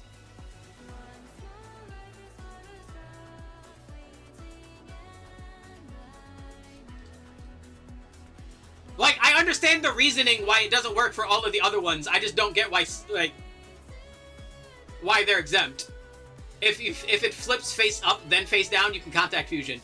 But you don't even need to do that. There's, like, literally, there's a clip of, like, what I mentioned earlier, where you could face down summon Albaz and use that to summon Albalenidus using the dragons on your opponent's board. But how does the game know that Albaz is face down? Because that works. Like, if Albaz is face down, the game doesn't know that that's Albaz, but the game still lets you fusion summon Albalenidus using Albaz that's face down, even though it doesn't know that that's Albaz because it's face down.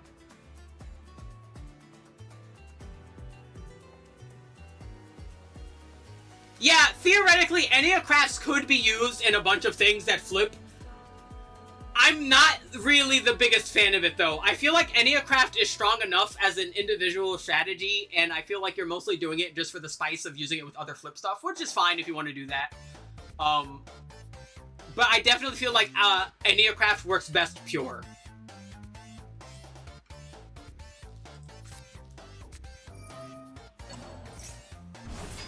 We're gonna banish Scorpion.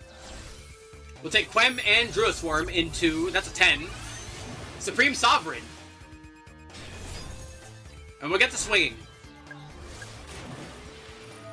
Through the effect of the fusion in the extra deck. Huh. Are they just, like, literally about to cook themselves? They are.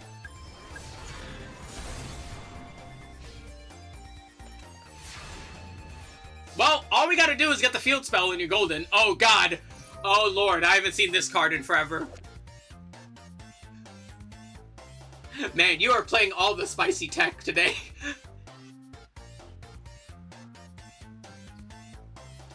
So, yeah, yeah, I don't mind a wee bit of silly, but that's why Yummy can be used as synchro with links. Well, that I understand because, like, it says so on the card, but that's what I mean. Like, nowhere does Fusion say that, yeah, you can still use face-down stuff because the game knows it's face-down. Like, the Yummy links and the sync, like, the Yummy monsters say you can use, like, you know, link monsters count as, you know, level 1s for the thing. That makes sense to me, but, like, Fusions don't say that is what I'm saying. Like, I think that could be, like, a bit more clear in some way, shape, or form. Like, I don't mind the rule, it's just really, like, obtuse. Alright, we got Sphinx. When flip summoned, literally just shuffles your opponent's board back into their deck. It is a very silly card. It's cards of the check conditions. Man, Yu-Gi-Oh! Is a game of all time. We'll summon the Sphinx, we'll summon the Whale. We'll red for the field spell and the resets. Yep.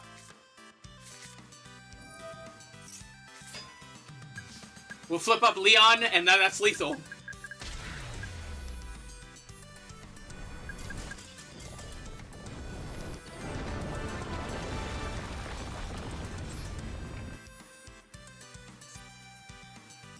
Alrighty, we got one more qualifier match, and then you said the Duel Room 1 had the listing in it, so let's check it out.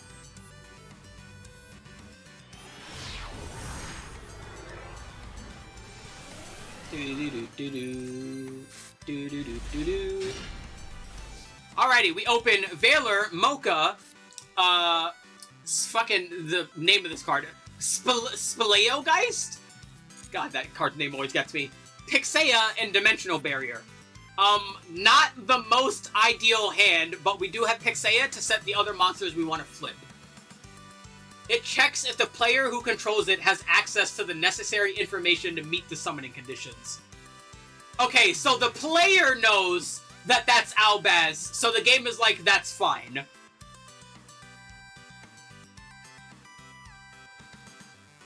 I mean, it'll immediately get revealed when you send it to the grave anyway. Like, I'm not questioning the logistics of it. It's just weird that, again, it's just not clearly listed as on the card. But meanwhile, for something like tuners, the game is basically like, oh, we cannot confirm whether or not this face-down card is a tuner, therefore you cannot synchro summon. Or like, we cannot confirm whether you control 2 level 4 monsters because one of them is face down, therefore you cannot Xyz summon.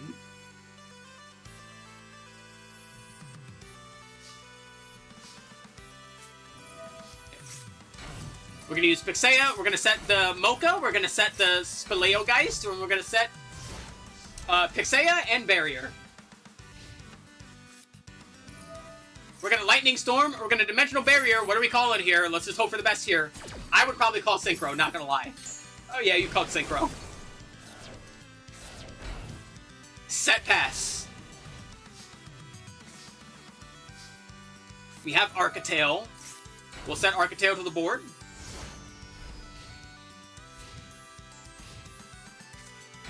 Pydra. Good thing you called Synchro.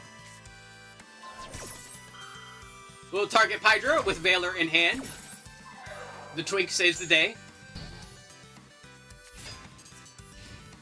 They have green in hand. They had Fadra. They're not going to be swinging, though. We get Spia on board. This is going to be a bit awkward. We're going to flip Speleo. Target green, flip it back. Green is now naked. We'll take Pydra, going into the, Striker Dragon. That lets us resummon the Pydra in order to use its effect. That makes sense. Sangen Summoning is on the board now. Fine, we'll make Pydra naked. Seer mode? No. SP. Alright, we're gonna remove some board space here then. Targeting Leon, or not Leon, targeting Pixea, that's fine. No Droplet, sending that away, but that's fine. We have Spia in hand, letting us chain block. Because they did not send a monster, so we can respond to Forbidden Droplet. Sangen Summoning is on the board now. Then we're going to add Genroku to hand and send Ash Blossom away. They will now normal summon Genroku. Genroku and Fadra will be used to make Rose Dragon. They're just going to blow up the board. That's fine. We have Arca, which protects from destruction. That'll do it.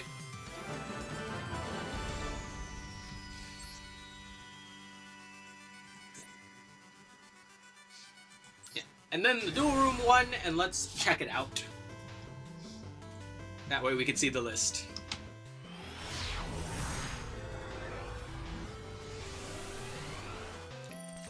Boing. Alright, we open Spirit of the Fallen Winds, Red, Green, and Double Leon, which when normal summoned adds a flip monster to hand. You don't really normal summon in this deck, but I do like the fact that Tribute setting and just setting the monsters is also useful.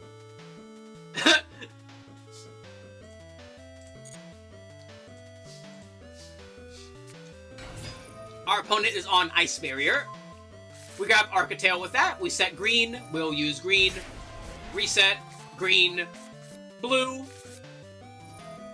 Grabbing another copy of green, we're just going to use red and set.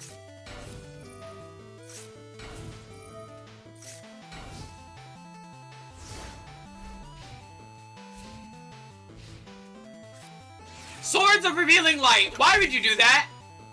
Why would you do that? Why would you do that? You know they're playing Enneacraft! Why would you do that?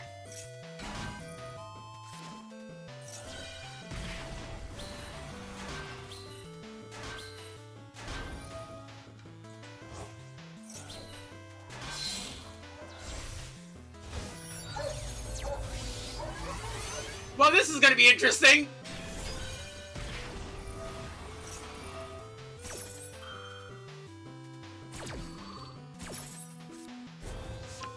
Yeah, medium's in hand. Yeah, who cares? Burn, burn, burn to the ground! Burn, burn! Burn to the ground! Burn to the ground!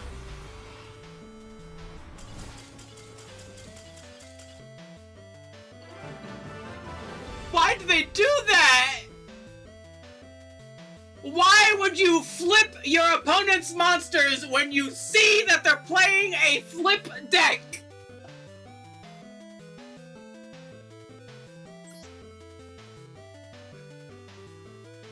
We didn't expect it, I guess.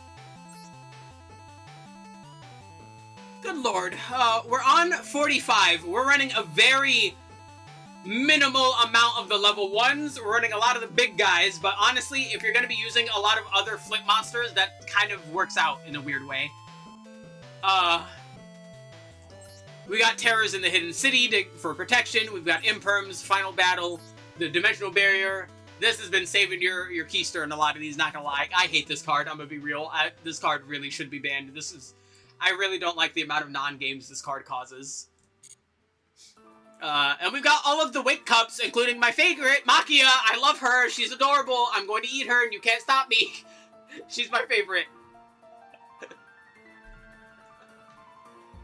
She is absolutely my favorite. I love her.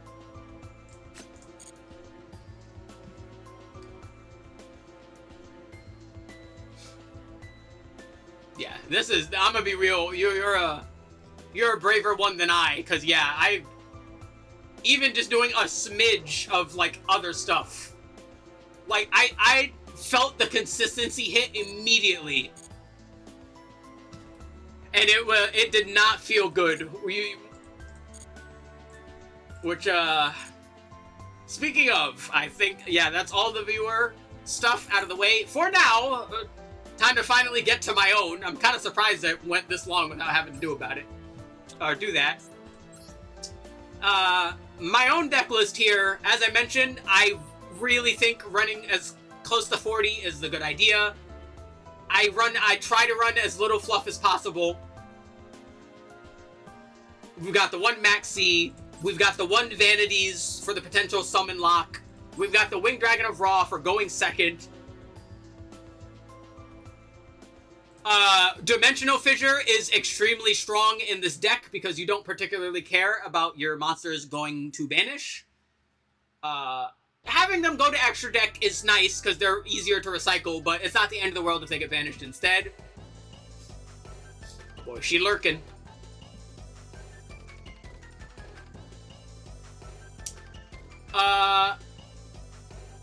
Yeah, running triple of all the level 1s except Gray. The reason I don't run multiple Gray is Gray has the generally least useful effect when flipped because it deals with spells and traps and set spells and traps, which is a bit more rare.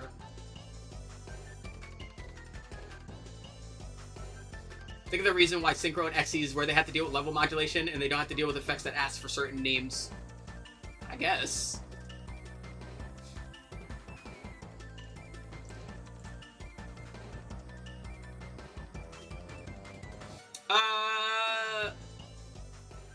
Let's see. Running triple Whale. Whale is definitely the best of the big monsters, and you want it as often as possible. Locking your opponent's monster zones and stopping them from being able to play is extremely strong in that regard. I'm running double Leon, double Pixea, double Spia, and one Scorpion. Scorpion is the least useful, generally, of the bigger ones, but it is still handy. You know, protection is nice. Who would have guessed? remember, for the one-ofs, you generally can just search them if you really need them. Running triple release because it helps start your combos. Running triple reverse because you want as many of these in grave as possible. Double reset, double Enneapolis is like the golden ratio for these two, because you don't want too many of either. You don't want to potentially clog your hand with spells and traps when you use Rebirth to reset everything. Triple Dimensional Fissure is extremely strong in this deck. Again, you don't care if your monsters don't go to the extra deck. It sucks, but you have enough ways to get your other monsters that it's fine. And Called by the Grave because Droll Lockbird ends your turn. Just straight up. If you get drolled, you don't get to play. You better hope what you have in your hand is good enough. Sometimes it is, sometimes it isn't. The extra deck for this deck does not matter. Just straight up, it doesn't matter. If you want to play Fallen and the Virtuous, then by all means, you can make room for Fallen and the Virtuous and do that. But otherwise, the extra deck does not matter for this deck. Let me turn my light on. There we go. So yeah, I have a bunch of silly just rank 1s and rank 9s just cause.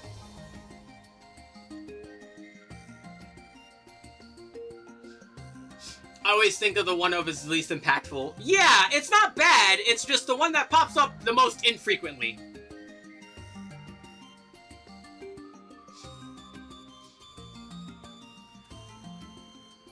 Also, you know, I gotta just like wait for the one silly day where I can use them as like just use this as like a rank 1 and a rank 9 engine in order to bring out a big ass utopic futures Exel. That'd be funny. If that ever happens, I'm definitely gonna save that replay.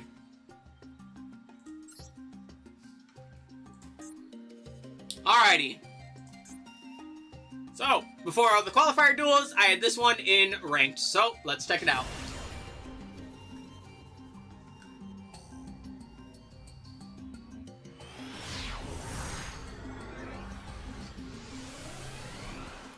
Alrighty, going up against Silent, I open Ball, Green, Gray, Release, and Solar Luna. I was trying out a bunch of stuff throughout these. I'm not the biggest fan of Solar Luna for the reasons I mentioned before, but it's not a bad card in this deck.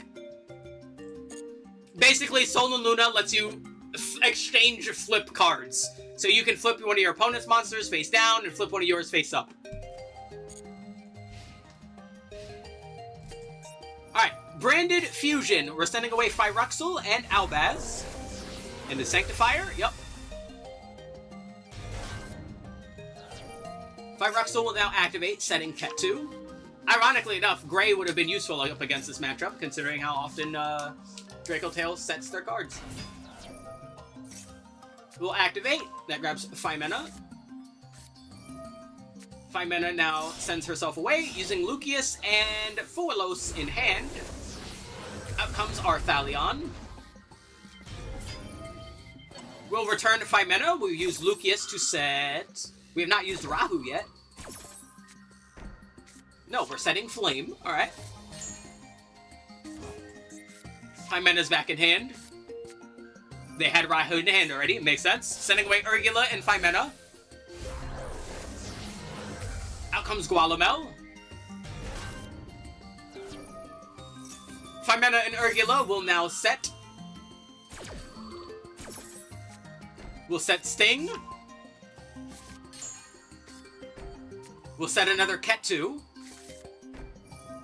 We have a face down. That one's probably Horn. Add Phimena back to hand and end. Alright, how the hell do I navigate this? I got red. First things first, we're gonna ball. Now that the annoying things are out of the way, let's try for release. We'll release for yellow because we want to grab a color I don't have. We'll go blue, blue, blue to grab blue. We'll set red. We got reset out of that. We'll use reset. Set the field spell. Use the field spell. Clear out our pendulum zones. We'll set blue. We'll go reverse, reverse, reverse, so that blue is all nice and in company. We'll set green. Spia, Pixie, Pixie. I got Pixie out of that. We'll use reverse. but they're going to use Flame in order to stop the rebirth. Now, I don't mind this because it still ends up in the grave, and honestly, that's more important than it actually recycling my card at this point. Damn, they got rid of it. You meanies. We'll be fine. We'll use red to set Pixea, we'll use red to set gray, we'll use red to set yellow, we'll use red to set red, and we'll set Sol and Luna.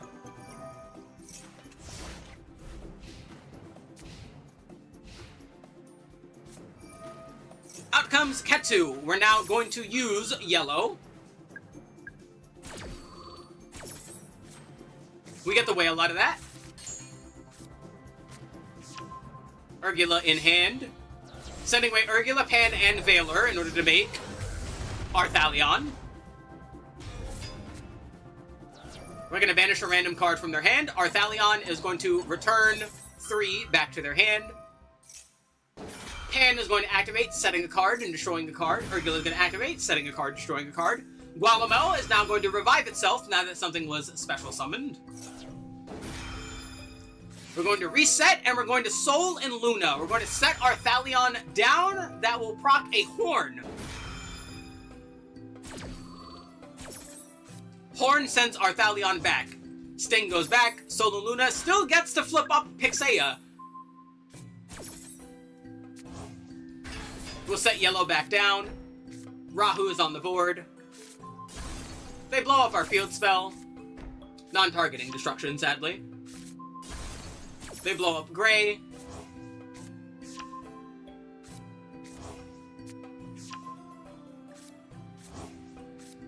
So much in hand. And we banish Urgula with that. Fimena now activates. It's fine. We'll flip up red. Now that an effect was used in hand. That gets a Spia. Phyrexial and Urgula hit the grave in order to make Secretarion. That's fine. A monster was just fusion summoned, so Arthalion gets to revive.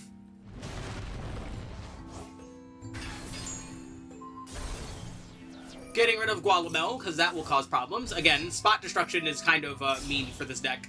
Branded Fusion will send Walbaz and Arthalion, getting out Mirror Jade.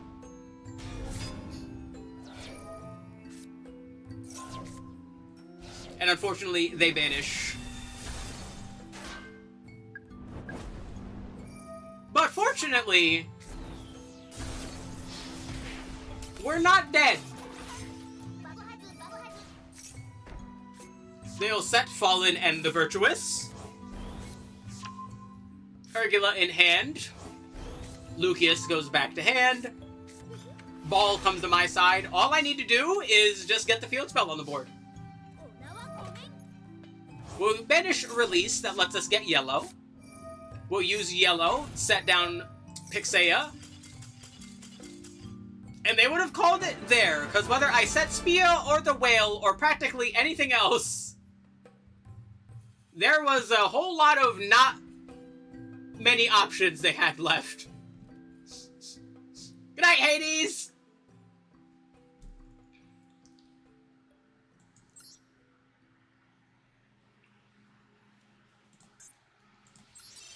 Boop. Alrighty, up next, against Day Trees.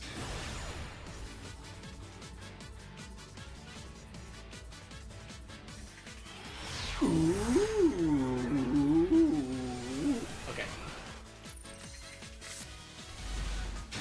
Alrighty, I'm going first. I open Vanity's Fiend, I open Green, Leon, Enneapolis, and Dimensional Fissure. Let's see how this plays out.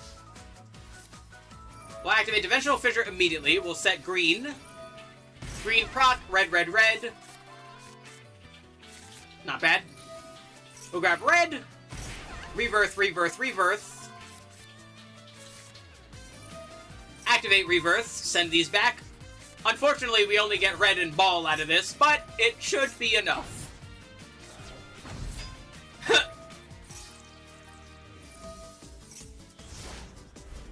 Yeah.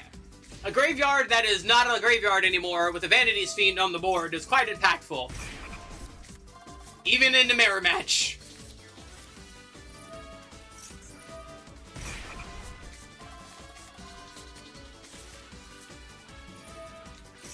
They're gonna reset. There goes Enneopolis. They'll reset their scales. Reverse, reverse, reverse.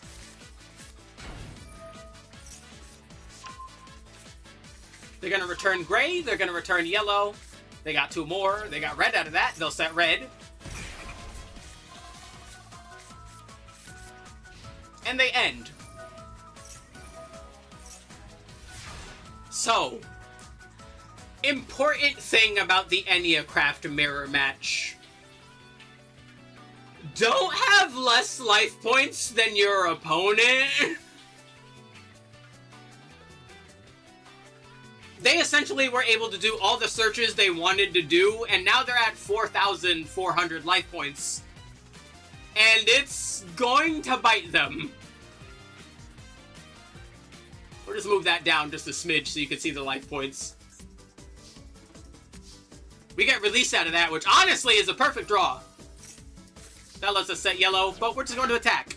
Because, yeah, the counters counter when anything is flipped. Unfortunately, they destroy Vanity's Fiend, but I'm not too upset about that. And yeah, I'm just not going to search. I don't need to search.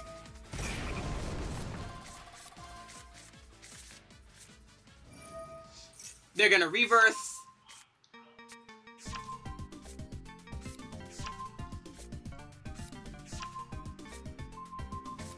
They're just gonna cycle their entire board. What do they get out of this? Release, release, release. Alright, and they call it there. Yeah!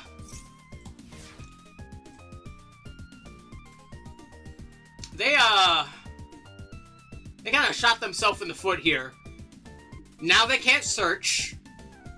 If they special summon, if anything gets flipped, they die.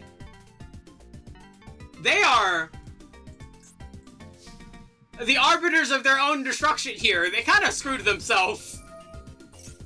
I'm just going to normal set green, because that's all I need to do.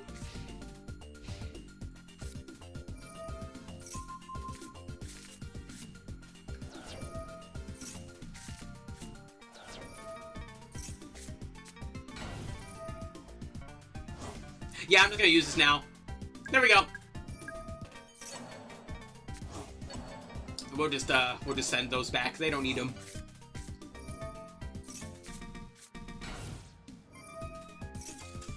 Yeah, I think they realized just how boned they were.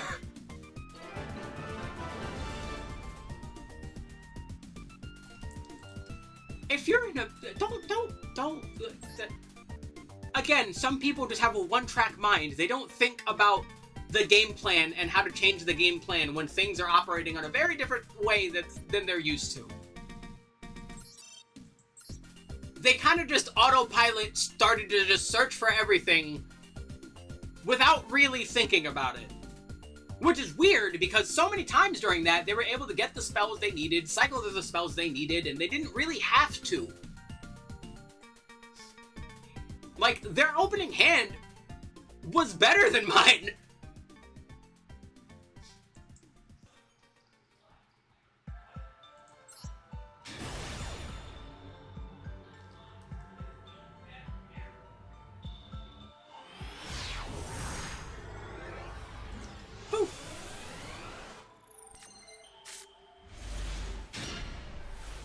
Up next, we're on red, Pixea, release, reset, and called by.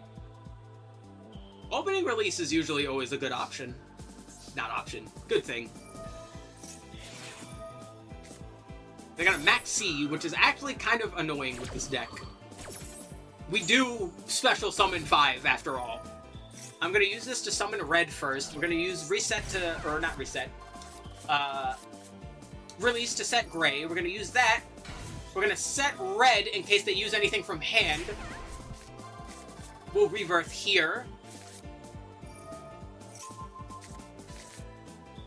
We got another release out of that. We're gonna use reset, set the field spell, set called by, hope for the best.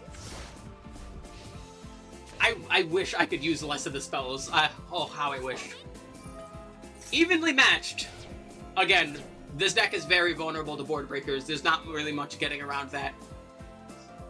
You need the certain cards. Like, you need your chain blocks. You need your Scorpion to protect you from the board breaking, if that's how they manage to do it. Because if they do it with Evenly, then that goes around that.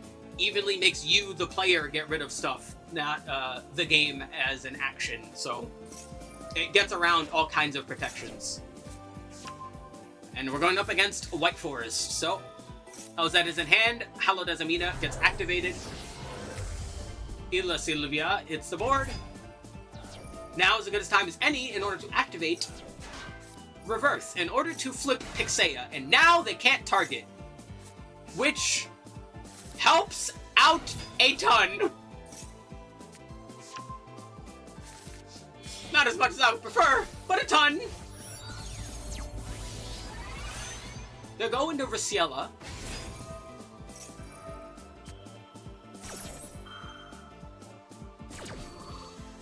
Raciela will now add Witch of the White Forest to hand. Elzette Azamina adds Wanted, Seeker of Sinful Spoils to hand. Woes of the White Forest sets itself on the field. Seeker is activated now in order to add Diabell Star. Yo, what is in that book? Sinful Spoils of Slumber is now on the board, but hey, there's no targeting, so I'm not scared of that one. D-Mod hits the board. Still a bit iffy. They still can't target, so they cannot actually use Gaze of Timaeus yet. Elzette will send away the Slumber, I'm pretty sure, in order to add Diabells. Slumber resets itself. They'll take Raciela and Elzette and make Diabell. We can now send away the field spell, summon Diabellese. This lets us send Curse of Diabell. Curse of Diabell will now get Philia Diabell. That gets us Vengeance. Vengeance banish 2, summon Vengeance. Okay. This is not ideal, but also not awful. Most of the interruption they have on the board is targeted interruption. But I did say most. They'll tribute Illa Sylvia in order to get rid of Release, which honestly is the most preferable option here, because now I get to use blue.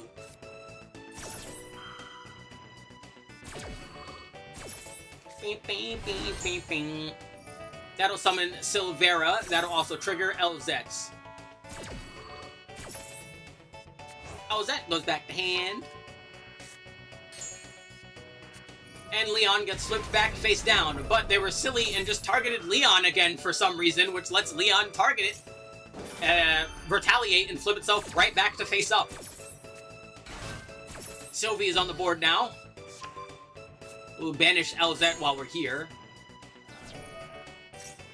They're adding Sinful Spoils of the White Forest. This is very tricky because this is a hard deck to, like, punch through. Enneacraft obviously doesn't have very high attack, nor do they have a way to just ignore the monsters on the board unless they flip in order to do the burn that they need to do. So naturally, my plan is to get the whale on the board and force them. We'll set Enneopolis on the field. They'll take some damage.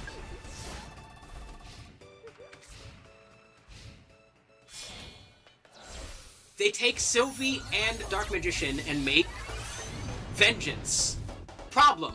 Vengeance's removal is targeted removal. That doesn't work. They'll try and go to Chorozo and the Diabellese in order to make Crimson Dragon. Problem.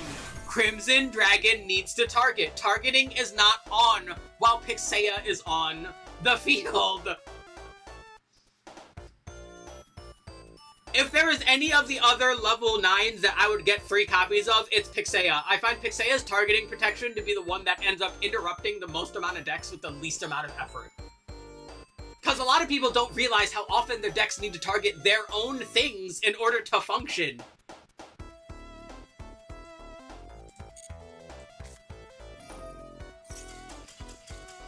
Their best course of action there would have just been to use their high attack monsters. Get rid of Pixea. Use that in order to establish a better board state and then kill me. Because they would have been able to.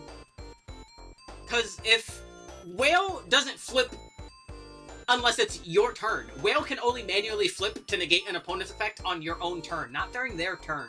So as long as they just punched Pixea, that would have been it for me. They would have been able to retarget all of their stuff. They would have been able to use Gaze of Timaeus in order to summon Dragoon. They would have been able to Crimson Dragon climb into whatever they wanted to. Targeting prevention is such an insanely strong floodgate that most people just don't recognize. Up next against, something happened. I can't read Japanese.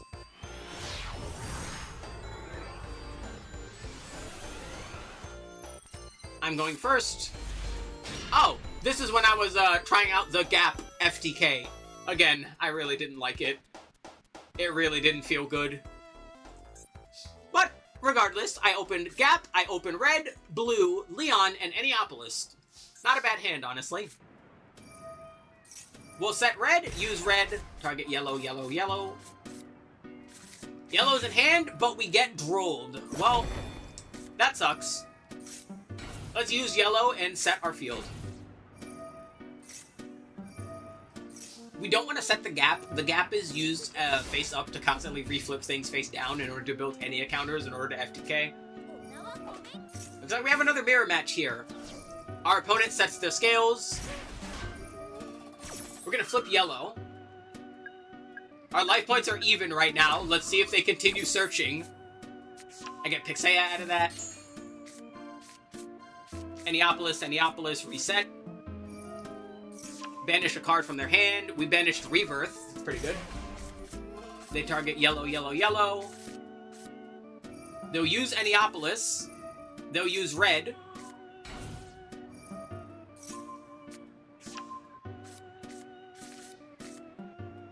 Red is on the board now. They'll return Gray. Leon, Red, reset. A good thing about running the 3-ofs, and as many of the 3-ofs in this deck as possible, is the fact that you get to grab whatever you want, essentially. That's why most of the important stuff should be at 3. Because it means you're guaranteed to grab them, no matter what.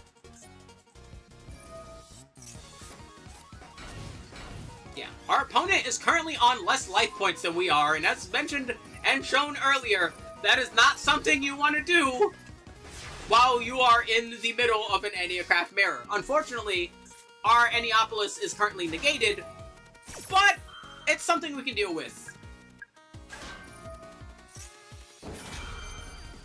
We're going to use Leon now and bounce back these cards to their hand.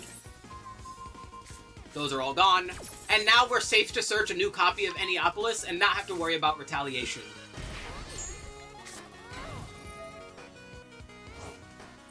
They're going to special summon Gray to the field. Well, we don't need to set anything else anymore, so Gray's not going to be able to activate. We're just simply going to activate Enneapolis and call it there. Because they went through a lot of searching during their turn, ended up with lower life points than we did, and now they die!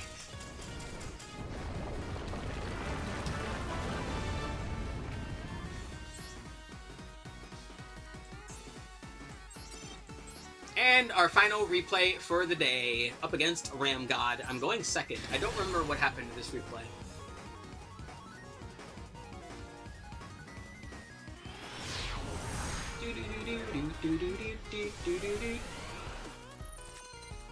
Alrighty. They're going first. We open Ball, Gray, Whale, Reset, and Enneapolis. Not a bad hand. Lucius hits the board. Lucius is going to grab Phimena. Dude, sometimes it feels like this card's not at 1. They took my Dragon Twink, and they made it so I could only have one of him, and then they just, like, he just pops up in everyone else's deck except mine. How mean. Anyway, Pan proc, Phimena proc, Arthalion proc. Time to return some stuff. Tattoo is set. Flame is set.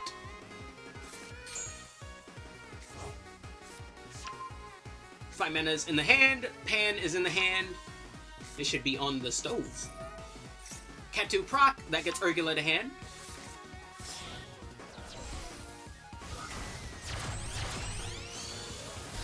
Into Verte Anaconda. I'm not gonna lie, I wasn't expecting that. Wildbaz is in hand. We're gonna send Albion. That lets us bring out Incredible Ecclesia. We'll take Ecclesia and Wildbaz and make Dark Dragon. Dark Dragon's gonna tribute, bring out Cartesia. Cartesia is going to send Urgula and Phimena in order to make Secretarion. Out comes Sting. Urgula returns Phimena. Verte is going to send Branded Fusion. We're going to take Verte and send the Albaz from deck in order to make Mirror Jade.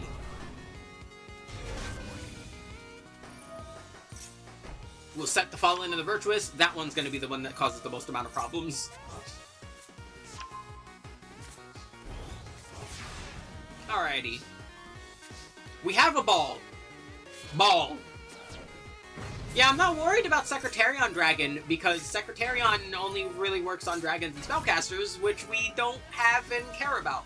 So we're going to set the Whale, we're going to set the Scorpion, and we're going to use this as protection, because now that Scorpion is on the board, we don't need to worry about our stuff getting destroyed by Fallen and the Virtuous.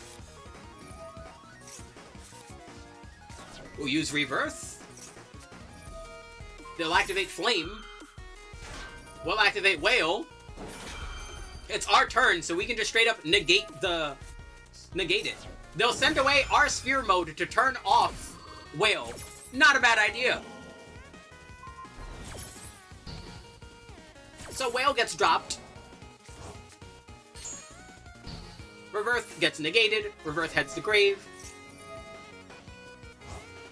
We can now reset, because we want Whale to be unnegated, so we're going to set Whale back.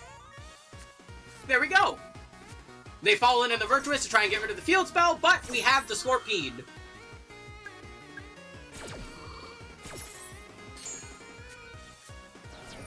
They're going to Sting for Rebirth and Sphere Mode, but it is still our turn, and our Whale was reset, so now we can re-change our Whale. They're going to Phimena to try and fuse something. They're going to take some burn damage, because Scorpion does burn whenever something is sent to their grave. Or monsters, in particular. Into the Chaos Star Source, but we have Destruction Protection. Sting gets stung. And unfortunately, the funny Space Dragon gets flipped back to face down. They're going to try and destroy what's available here, but it's not going to work. Reading is hard. I know the Enneacrafts have a bunch of text because they're pendulum monsters, but come on.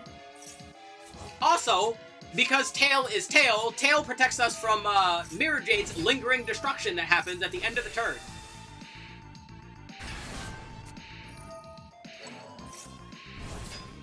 Also, they're going to explode.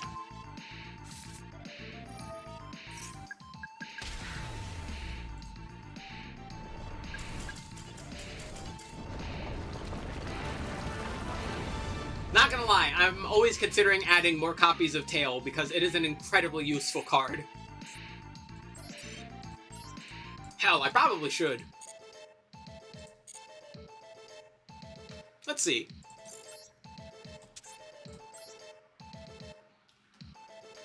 If I add a Tail, what would I want to change? Probably one less copy of Dimensional Fissure.